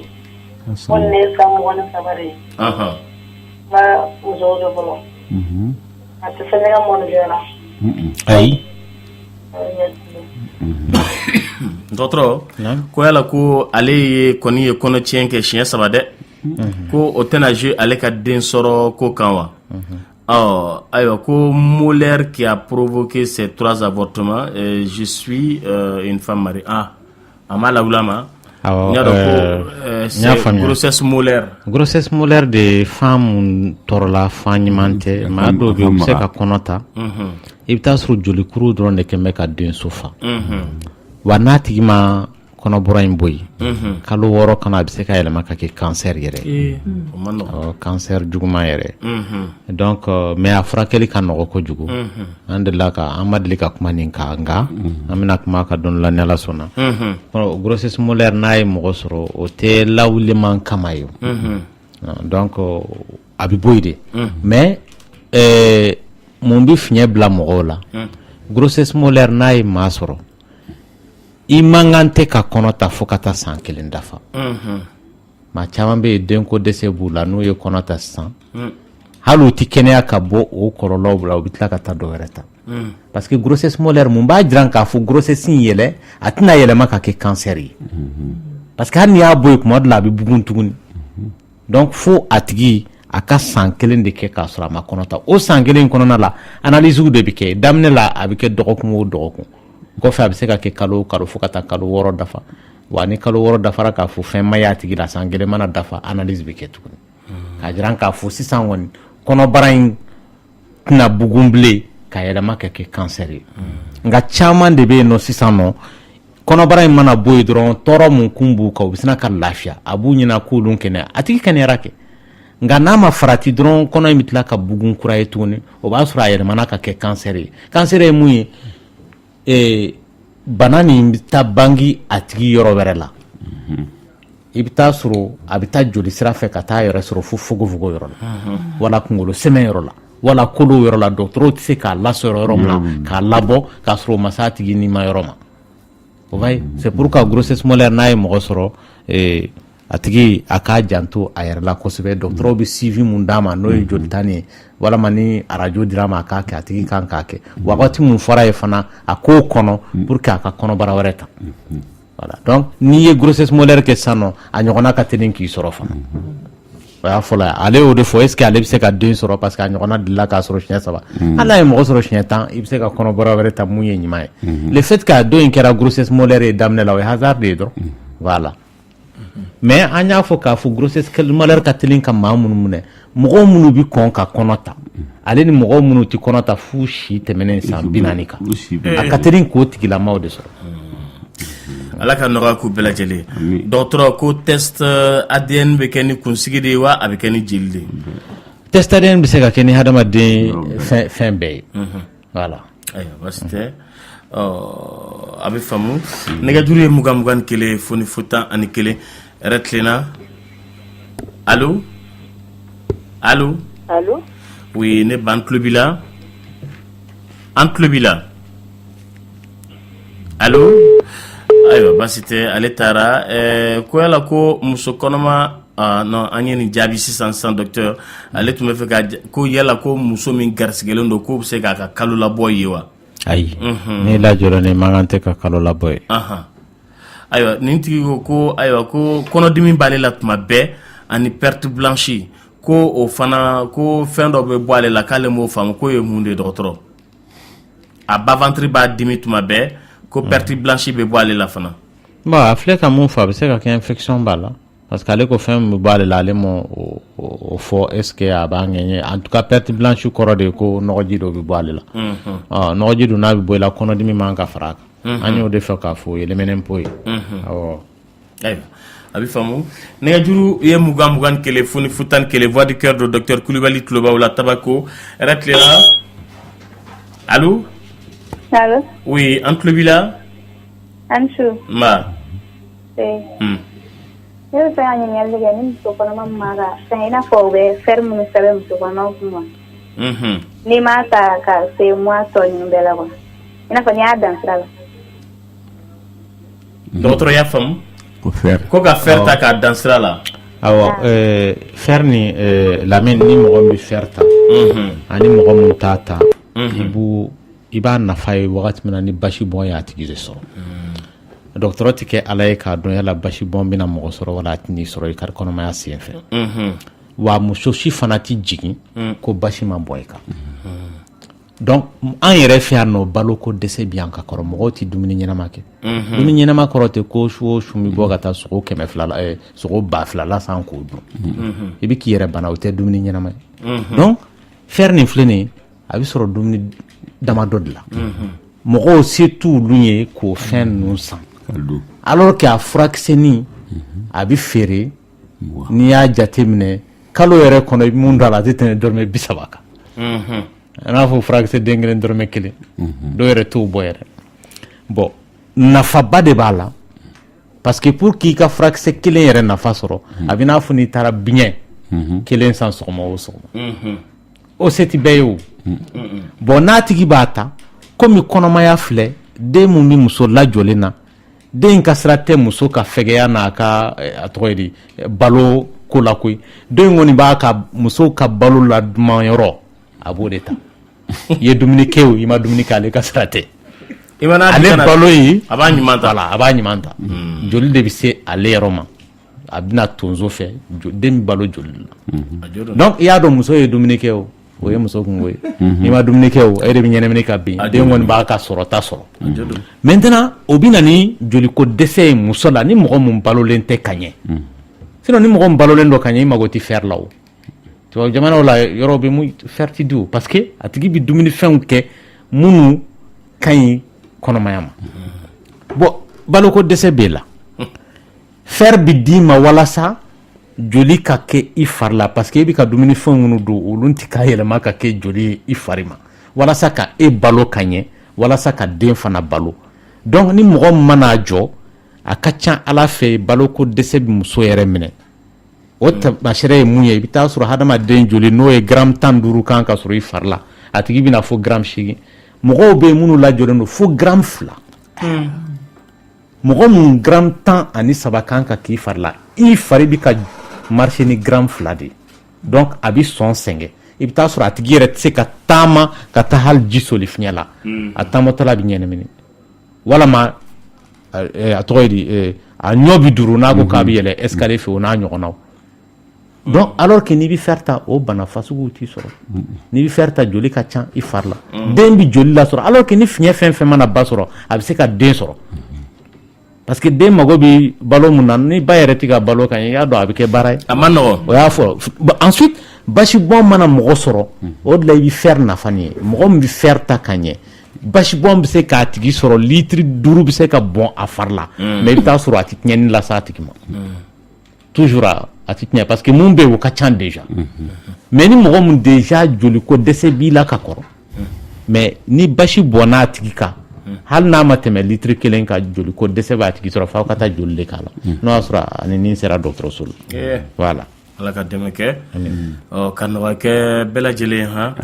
dɔgɔtɔrɔ i ka kumaw ka farin su in na ko sérologie chlamydia ko ye mun ye sérologie o bɛ infection de musolakaw bɛ lɛminɛnpo banakisɛ dɔ bɛ o ɲɛɲinini de ko don awɔ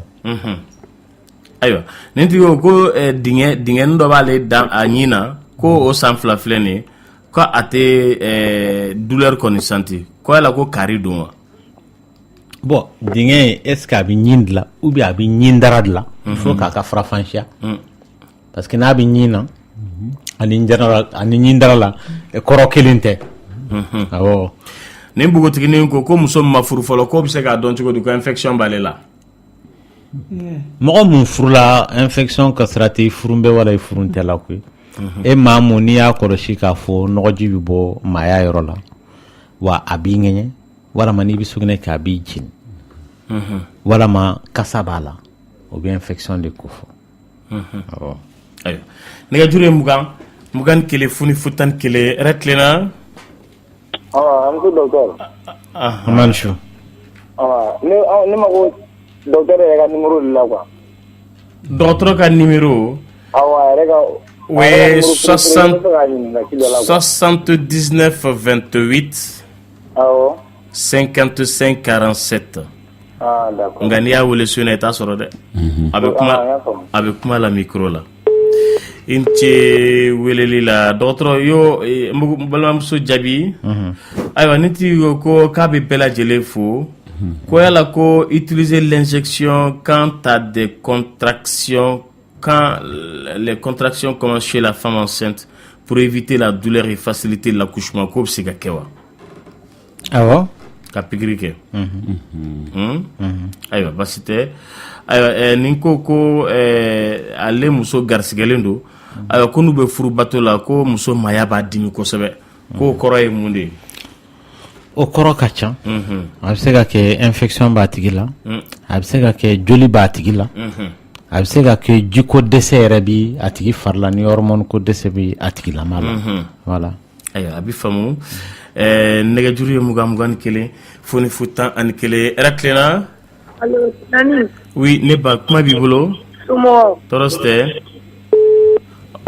ayiwa ale taara ko yala ko Est-ce que le jeûne peut amener la faiblesse du sang chez un drépanocytaire?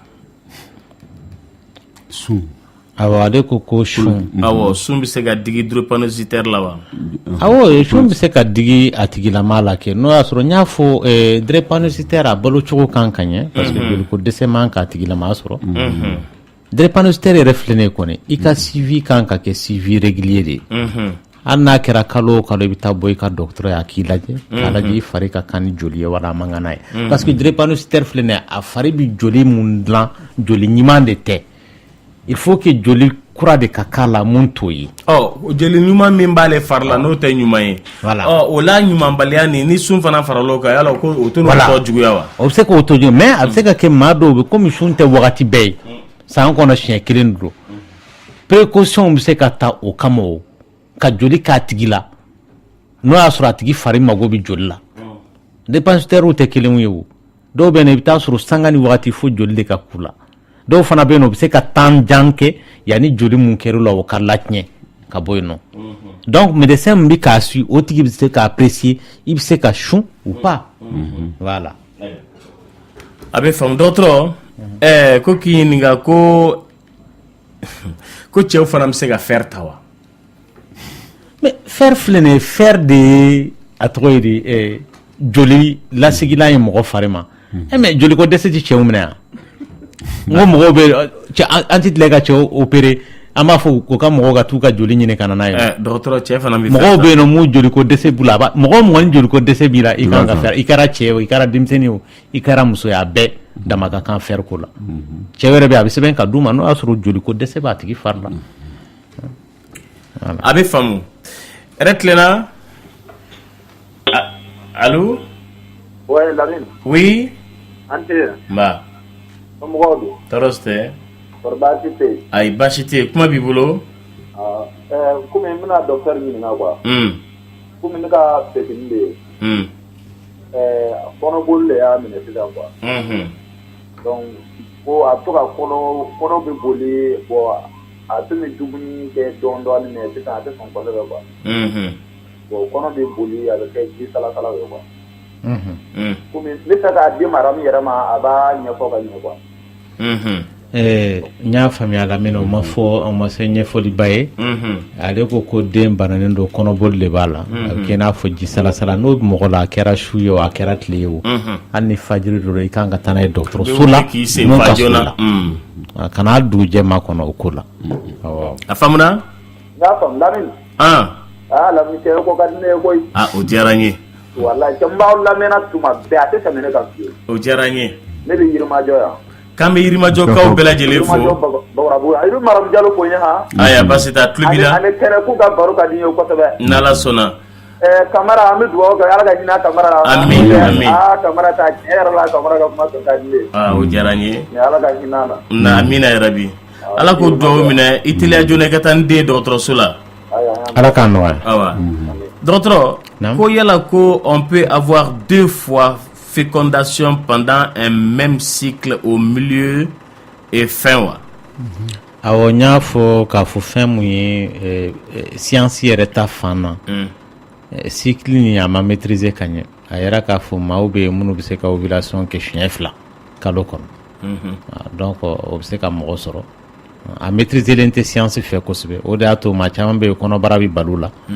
ada ko yuka calculu beke watu mbiske ovulation e o ma furubato ke ka kenyo no wati on a tabe wi konota voilà ndela ka fo mo se ka konota cycle wati bela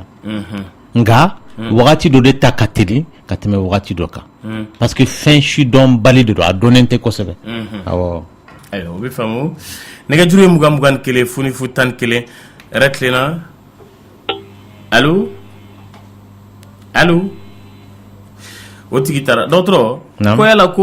est-ce que ça peut donner des conséquences concernant la sérologie chlamydia pour ne pas avoir d'enfant? Alors,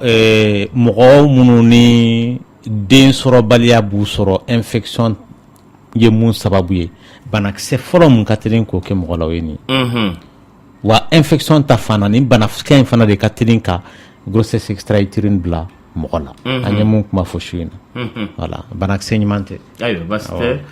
a bɛ faamu nɛgɛjuru ye 21 fo ni 41 yɛrɛ tilenna allo allo oui an tulo b'i la an su nba ne bɛ fɛ ka o ɲininka ɛrɛngi mɔgɔ ka ɛrɛngi bɛ se ka tigɛ tigɛ i n'a fɔ ka sɔrɔ foyi t'a tigi la ka tigɛ cogo di parce que n dɔgɔnin dɔ de bɛ yen a ka ɛrɛngi tigɛla mais a ma confiance ninnu si kɛ quoi a ye ɛrɛngi ye kalo 3 ka bɛ ɛrɛngi ye ka bɔ kalo 3 bɔra a la ɛrɛngi tigɛla la mais a t'a kɔdɔ dimi a tɛ foyi k'a la a tigi bɛ san joli la a bɛ 20 ans la ɲinan a ka laada daminɛna k'a to san joli la a y'a daminɛ san 18 a kun bɛna kalo o kalo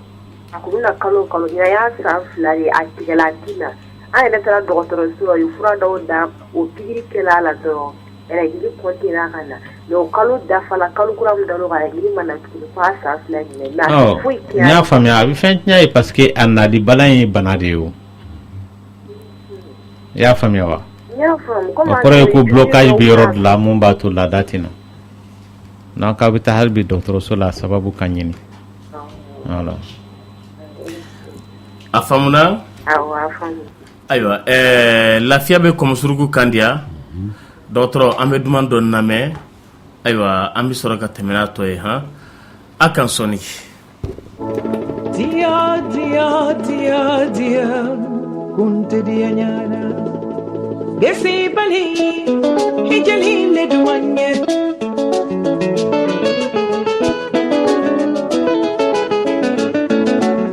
nani bali aja hijali le duanye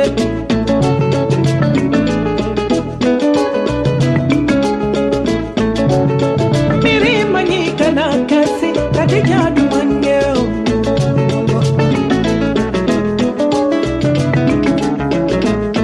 Delegate bambolo, delegate banyo te banna hajakana. Usolan te bambolo, usolan kasa duma te banna hajabano. Bongalire te bambolo, bongalire kasa duma te banna jidakono. Samara te bambolo, talongere ma te banna hajabano. Dupur te bambolo, dupur compile te banna hajakana.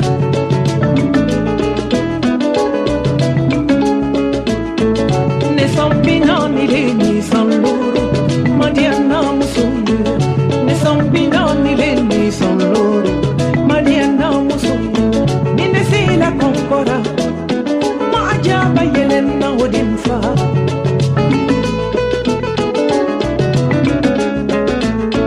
usulante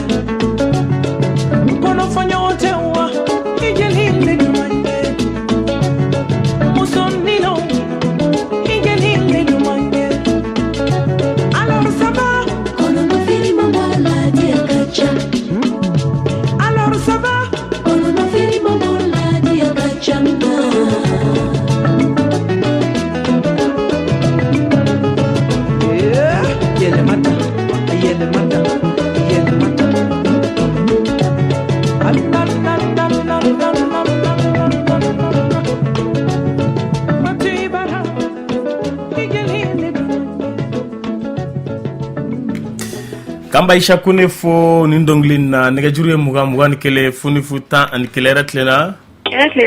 re kwa bibolo toroste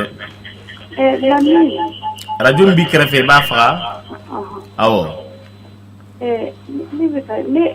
tensions de be ko 16 là ne to kanyana et tension be 16 là d'autres non ka tension be 16 là ka to kanyana mi ka be munike ala jorenwa ah this is so kanyo we tension ni mayo ibita nyene mine ibita nyene d'autres sola nda jeli furata ne ma fo joli ko dese bi lawo ngo this is ne we tension ni mayo kan ni bi ka nyene mine ibita kala je nyene mine sababu yomu nyene ni bi sababu te ko joli ko dese ben far lawo bana ka chamunu bi nyene ni bla mola ka soro joli ko dese ta tigila Docteur, ko sun kalo ni nye ko be nyonya stralawa mo be sun ko o ni nye ko be nyonya stralawa oui nye flani il faut que mo ko nga donga fo hanama de joli bi se yoro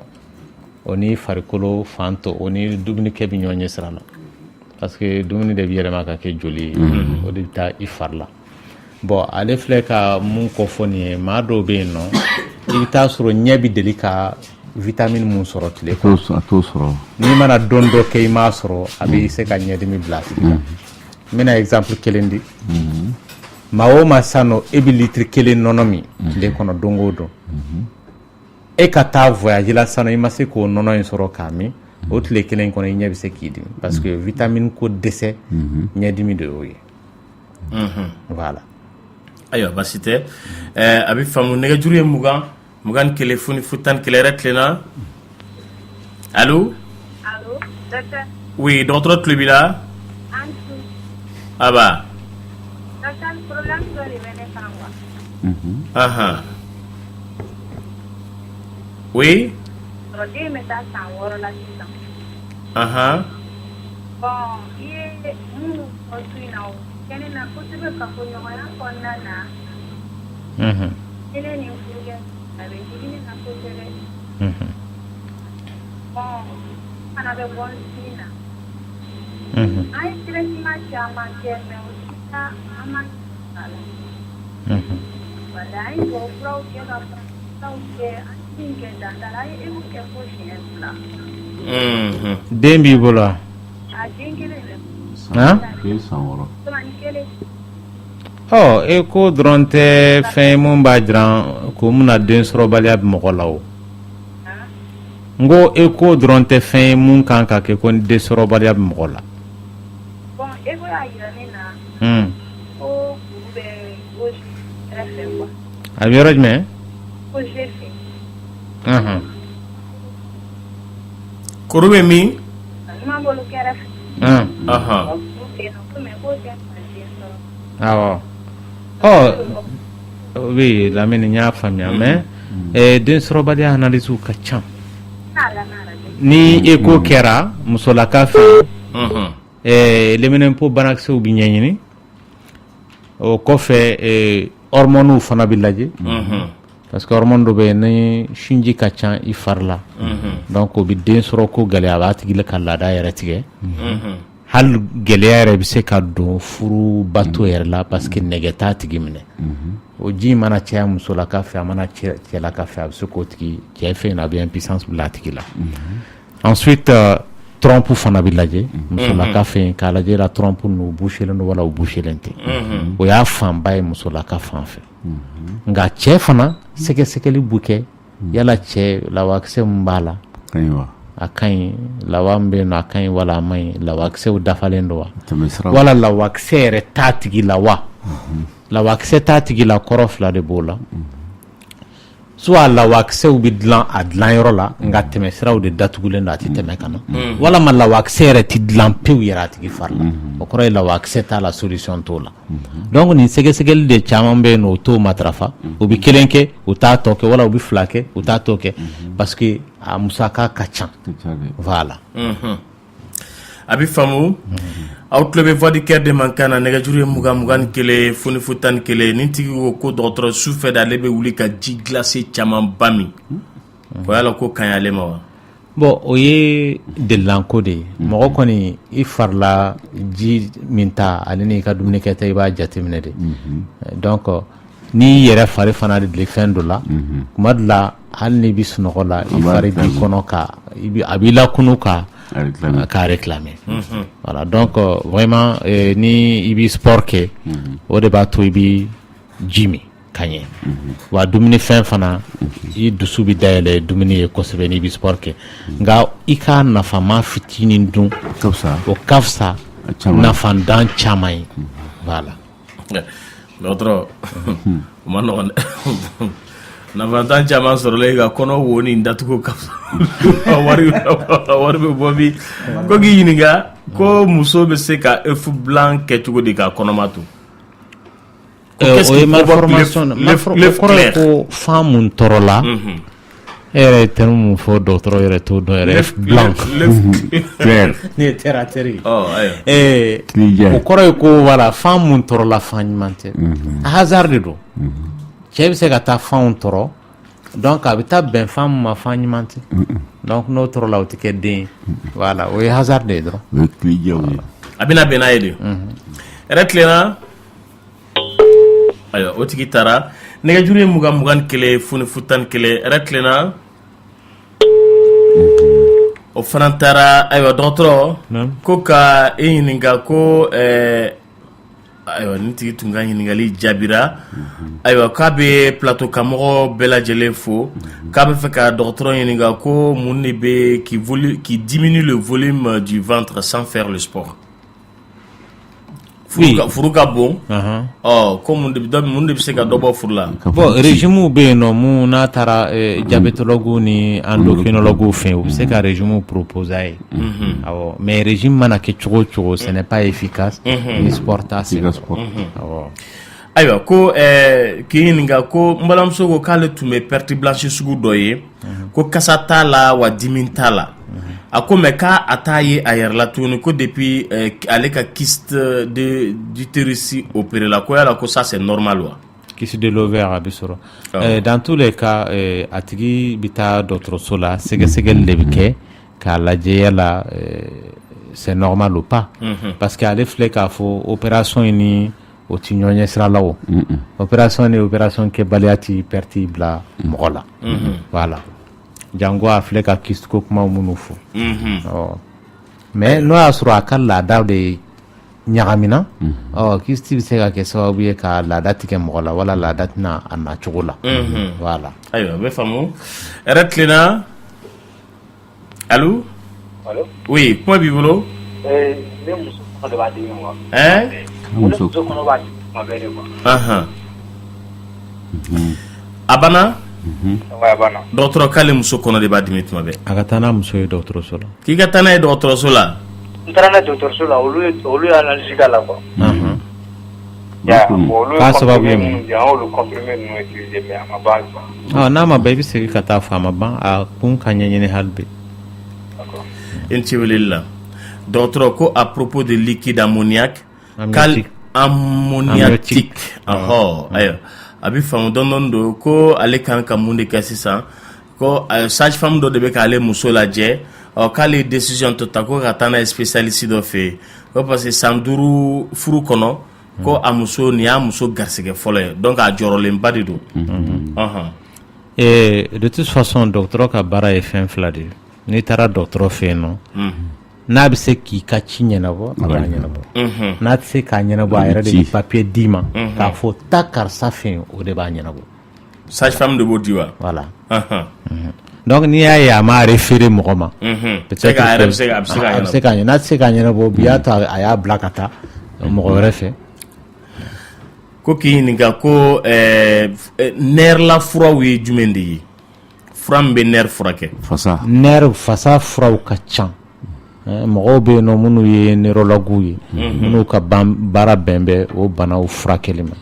donc a bɛ taa o tigilama fɛ o de bɛ fura d'a ma a bɛ faamu ko k'i ɲininka fana ko que veut dire monospermie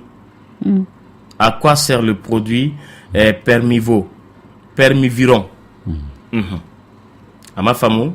ma sebe kanya nega juri mugan kele foni futan kele reklena radio mbi krefe ba faga en plebila oui ne to Ibrahim Koulibaly bon dine wolo la même delega musoko ke est-ce que avec jenga mo yaga ebi sanjola samugan fulala ayati fenkne ok merci ite musofuru otam sayma ala ka demeke docteur ko ale garsigalen no kalo woro ko me ko buruka dale ko jugun ko yala ko kafsa o kan ale mawa buru bi katini ga kono jade bla mola alors que ni la jole no kono maya fana bi kono ja bla mola donc kono ja fara la kono ja kan man no era kala je era klina. Allo, salam alaikum. Wa alaikum salam. Kono boli fura do bi se kata do tita kono nyama bana do bena na quoi ne bi to ka girni nyere male wa ni tumini ke na girni ma tumini ke na girni ko o bu soro mu ne gasuro bo furu bana o de katrin ka o bla mola ya famia evita furu dimi fura ke ro la o kanye ni furu dimi damnete ka famuna awa famna in tiwele la ka noaki docteur ko grossesse moderne ya sugujmele akami moderne ana sega ko moderne ni neto don aya sebete moderne de bestro moderne ngone ra tunya na wonyinde yo isaw grossesse moderne grossesse ko na te nyin ko yo nyin kuma ba ka ka mol molaire mol ok ayo te o korotoy grossesse moderne donc monsieur makun fenda ka maga julu kuru do aka maga le monsieur le ngwe be aketo docteur anya fa molaire yemu grossesse molaire o korode ko kono baram batikila kono nyimantande la ka kuma fo ma do be tasro denso farendo julu kuru la voilà monsieur le ngwe mol maga julu kuru maga kale muso ka cyclier 26 jours ka be fait ka don amuso ka jour dangereux domi d'autres bona fa ka konota ka tininga konota la date le temps ani kelen le temps flan aleni ako muganu worode no awa ni le temps ça va nitigo kale atlo soni tlo la negay ako kale tlo funna no ba fo bamananga na ko ngoyo kuru ko yala ko solution be ale la wala sa kaseka o kuru inchiwa ba fleka mun fo ni mafli kilo yidde kodo no juldo be no modo la u fari mani u joli mayni hani joli fitini kera la biela maka ke o kuru fasuge solution bale me afra keli ka gelen ko sube parce que a chama be ania boy abi falen tuguni donc a traitement koni abi traité mais a code ka gelen doni il faut que atigi ka ajijala le kelen fente absega ke kalu dama doy wala kalu kelen kona bi frake faga couragita faga couragita do ba dam hadni atige otanye yo ni atige abseka fade ka bonya ka teme hal korole tete gali sembola c'est pourquoi fraudo be no hanna bitige o frande bi ka tikila pour que allergie mbatigila nabi wuli akana wuli asefe o pikir nu de be munu bi katigila no corticoïde avant que décision kata katige voilà nega jure mugan kele funi futan kele retlena oui radio mbi krefe ba faga awo en clubila troste awa no wa wele ka bo fo pro bon Jemi mbora sa kai sa mga flabo kasurama muso gewa. Aba ya tu termina bon. Abolo nere bolo aka ire maîtriser ka muso kono. Et puis encore ka continuer de dîner sur la peut-être la mega sur mon mais aka yuba. A na ire flowana. Ayo aplubila. Voilà. Inchi wulela. Merci bien. Kame kulukuru ka bela jele fo docteur ko ki fo émission ina ha kale ka accouchement flanan kera ku ye suture de kale la ko ga n'ale bɛ ka furubato kɛ n'a cɛ ko b'ale dimi kosɛbɛ k'ale kan ka mun de kɛ. Bon a bɛ taa dɔgɔtɔrɔso la a k'a lajɛ n'o y'a sɔrɔ joli da in yɔrɔ mun kalala a bɛ se ka kɛ o yɔrɔ b'a dimi parce que joli da fana bɛ se ka dimi bila a tigilama la bon dɔw fana a bɛ se ka kɛ u serelen don a b'a fɔ cogoya min na donc o fana bɛ se k'a lase a tigilama ma ou bien infection bɛ se k'a tigi sɔrɔ o yɔrɔ la a kun ka ca en tout cas a ka lajɛ joli min b'a la ni a sababuya bɛ bɔ o de la wala fɛn wɛrɛ don parce que maa dɔw fana mana jiginni kɔfɛ a bɛ se ka kɛ ale ka hakilila la sitiri ko in don k'a sɔrɔ hali n'ala ni sitiri nin kun ma kɛ a b'a tigi sɔrɔ awɔ parce que infection ka teli ka mɔgɔ sɔrɔ n'i bɛ jigin o de y'a to maa caman bɛ n'u jiginna hali ni bana t'a tigi la i bɛ antibiotique mun d'a ma o de ye walasa ka infection kɛlɛ kabini a ma wuli a tigi fɛ o b'a to hali grossesse extra-utérine ma n y'a kuma fɔ o tɛna bange a tigi la kɔfɛ ka sababu kɛ infection kɔni ye voilà. Docteur, comment faire pour éviter l'œuf clair? Œuf clair ye an y'a fɔ malformation de don donc malformation ye hasard ko de i bɛ taa sɔrɔ kɔnɔbara ba kelen de bɛ k'a la o ye hasard ko de ye o. N'i tɛ fɛ o kɔnɔbara fasugu k'i sɔrɔ pewu pewu fo n'a kɛra i ye fécondation in vitro kɛ fécondation in vitro ye mun ye fan ɲuman de bɛ ta k'o tɔrɔ voilà o de tɛ hasard ye n'o tɛ a tɔ bɛɛ kɔni ye hasard de ye awɔ ayiwa et puis ni a y'i sɔrɔ siɲɛ kelen o kɔrɔ tɛ k'i ka kɔnɔbara tɔw bɛ se ka ko ye quoi a bɛ se k'i sɔrɔ siɲɛ kelen a bɛ d'aw ma a bɛ se k'i sɔrɔ fo siɲɛ saba a bɛ d'aw ma ainsi de suite dɔw bɛ yen ni kɔnɔbara ma n'o sɔrɔ kɔnɔbara mun tɛ ɲuman ye siɲɛ kelen siɲɛ fila siɲɛ saba ainsi de suite kɔnɔ ta yɛrɛ man don parce que olu yɛrɛ fɛ chaque fois n'u ye kɔnɔ ta a bɛ ko ye parce que dɔw bɛ yen i bɛ taa sɔrɔ hali ni kɔnɔ in kun taara ɲɛ a bɛ se ka kɛ den mun don amalgame de don ainsi de suite donc a bɛ denko nɛgɛ b'o dɔw la voilà. A bɛ faamu yɛrɛ tilenna. oui nka kuma b'i bolo. Docteur ye kuma dɔ fɔ ko ni sinji ka ca mɔgɔ min fari la a tɛ den sɔrɔ mais dɔw ne b'a ye dɔw denw bɛ to sin na u bɛ kɔnɔ ta. I bɛ segin a kan a ma faamu dɛ. n ko dɔw den bɛ to sin na u bɛ kɔnɔ ta comme docteur ko ni sinji ka ca mɔgɔ fari la. E m'a kuma faamuya maa dɔw bɛ yen i bɛ taa sɔrɔ u ma deli ka kɔnɔ yɛrɛ ta yɛrɛ mais sin ji bɛ bɔ sin na k'a sɔrɔ sin mini ko tɛ o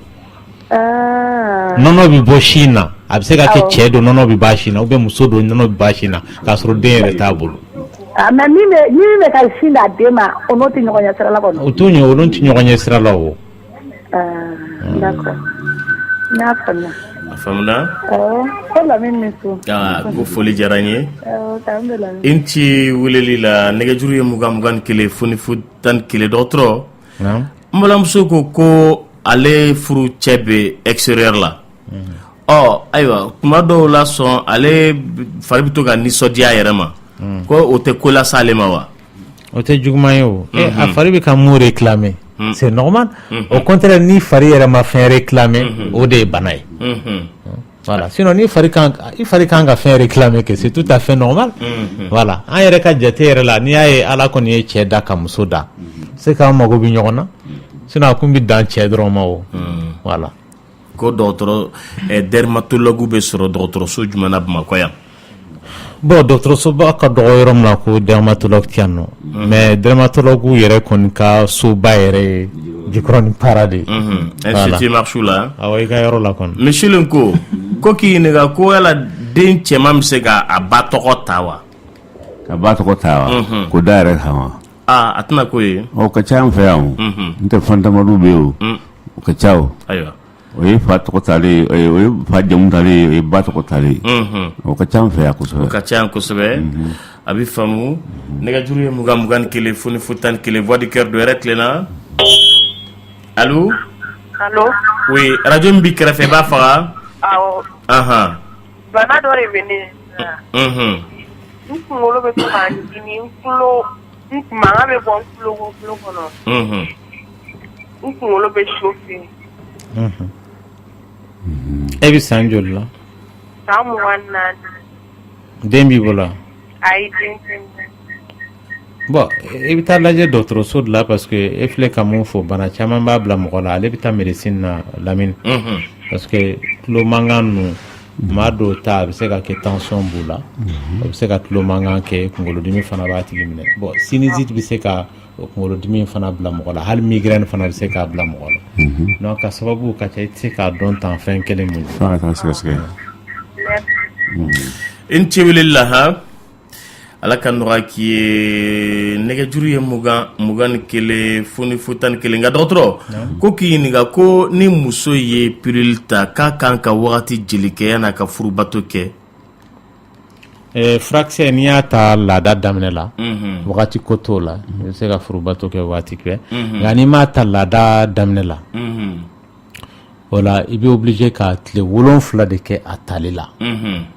fɔlɔ i bɛ sɔrɔ ka furubato daminɛ o kɔfɛ tile 7 awɔ bon pikirinin fana n'i y'ale kɛ laada daminɛ la o tɛ problème ye mais n'i m'a kɛ a daminɛ la i bɛ obligé ka tile 7 de bila k'a sɔrɔ i ma furubato k'a kelen kɔfɛ bon mun bɛ alimɛtikisɛnin fana bɛ o cogoya kelen de awɔ ayiwa a bɛ faamu dɔgɔtɔrɔ ko k'i ɲininka ko fura bɛ mara la wa mara bamanankan na mara ye mun ye fo ni misilen ko y'an dɛmɛ o la sa dɛ n kɔsɛri dɔrɔn awɔ n kɔsɛri kɔsɛri awɔ fura b'a la kɛ ko fura b'a la a bɛ se ka kɛnɛya dɔgɔtɔrɔ fura fɛ fura yɛrɛ bɛ yen mun b'a kunbɛn a furakisɛ yɛrɛ bɛ dɔgɔtɔrɔ bɛ to k'a tila sanga ni wagati a ka bana in ka teli ka sɔrɔ yɔrɔ min na k'a di mɔgɔw ma fu yɛrɛ kuma dɔ la pour que bana in kana wuli fɛ se kɔnɔ ayiwa yɛrɛ tilenna allo allo oui an tulo b'i la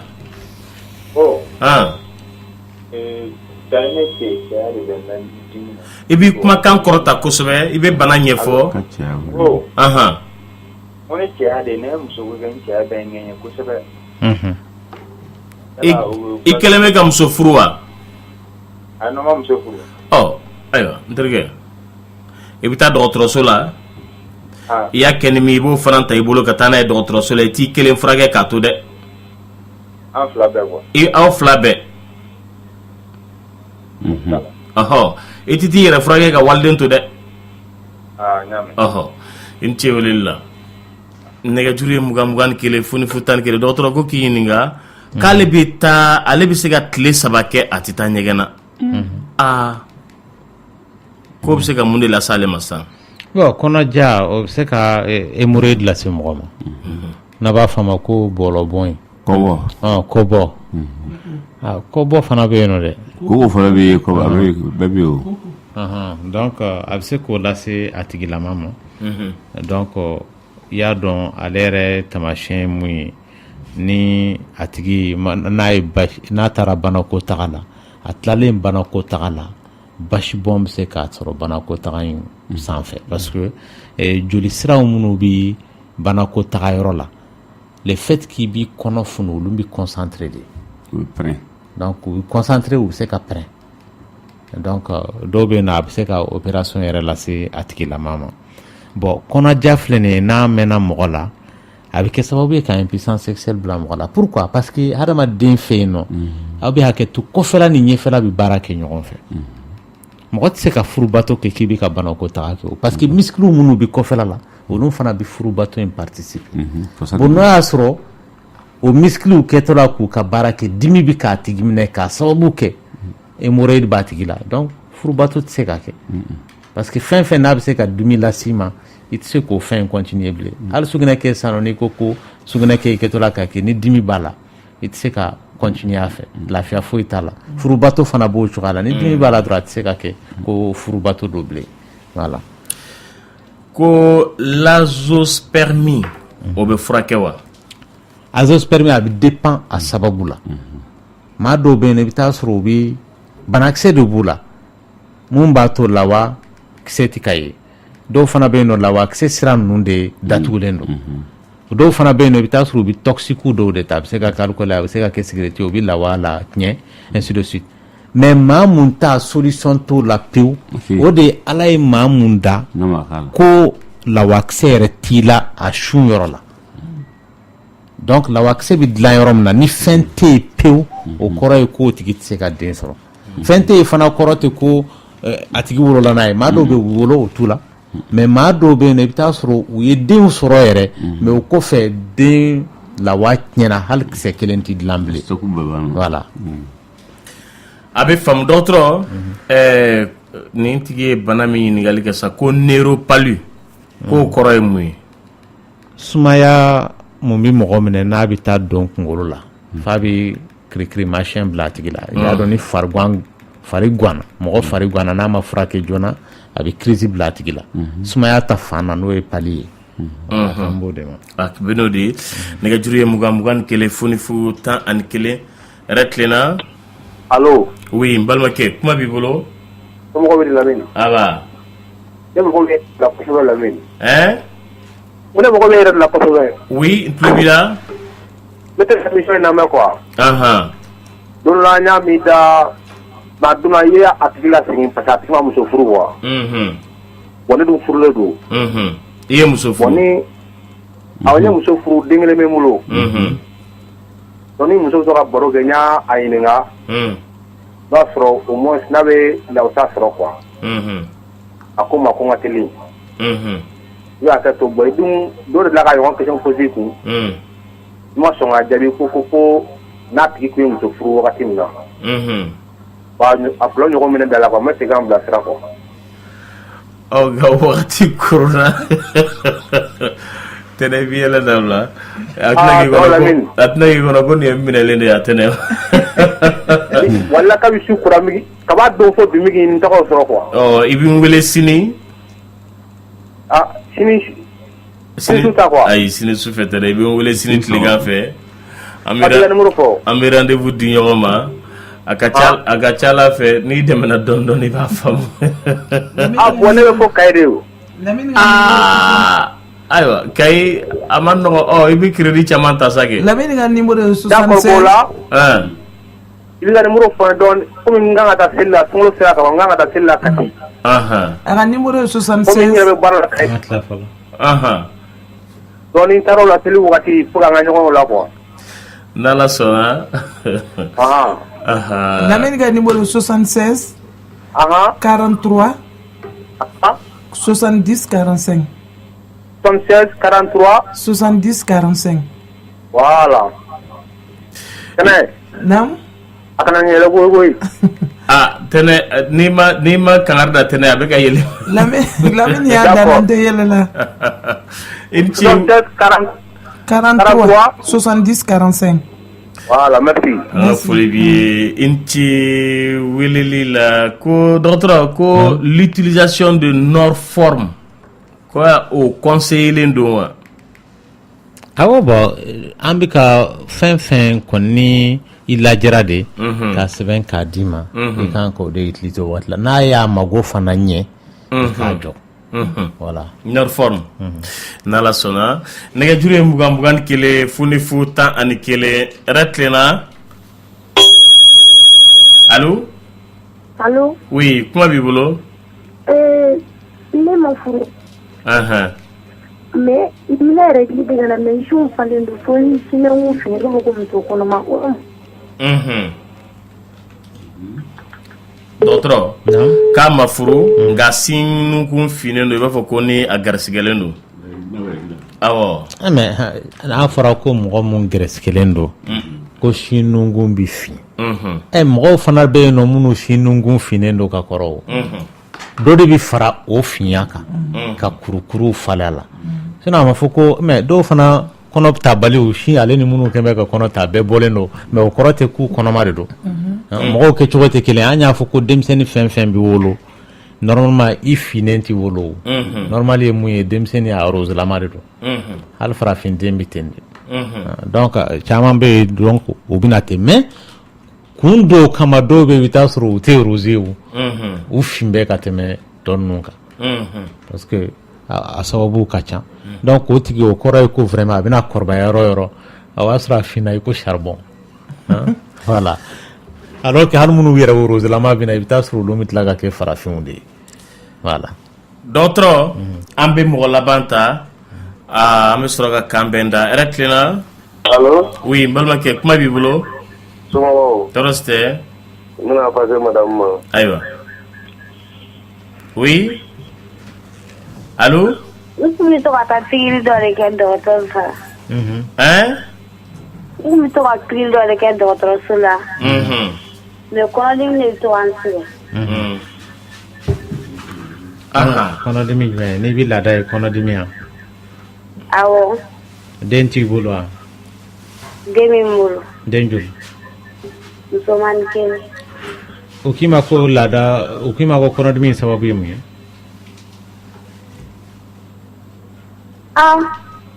ma sababu fɔ a ye dɛ n'o ma sababu f'a ye aw taara dɔgɔtɔrɔso min na ni a bɛ ka furakɛ aw bɛ t'o fɛ olu de bɛ se k'aw ka ɲininkali jaabi parce que olu de bɛ se ka analysew d'aw ma n'o y'a sɔrɔ analysew d'aw ma u b'a fɔ a ye a sababu ye mun ye d'accord voilà merci a faamuna i ni ce weleli la merci dɔgɔtɔrɔ an bɛ bi ta bila yan ni y'an tatɔ ye congé la ni kuma bɔra an da n'a digira mɔgɔ min na o tigi ka hakɛ to an bɛ yafadeli kɛ auditeurs bɛɛ lajɛlen fɛ sunkalo ɲuman ala ka timɛ ala ka garisɛgɛ ɲuman di ala ka dugawu barika ala ka garisɛgɛ ɲuman nati duw kɔnɔ minnu man kɛnɛ ala ka nɔgɔya k'u ye bana suguyaw ka ca ala ka nɔgɔya kɛ bɛɛ lajɛlen ye an bɛ yafadeli bɛɛ lajɛlen fɛ a kan bɛɛ yani kalo Fini. Sini kɔni tɛ. Dans un mois dɔgɔtɔrɔ. Ala sɔnna ma. Ala ka musaka ko bɛɛ nɔgɔya. Abi rabi. Ani ce. Dia kunte dia nyana. Desi bali hijali ne duanye.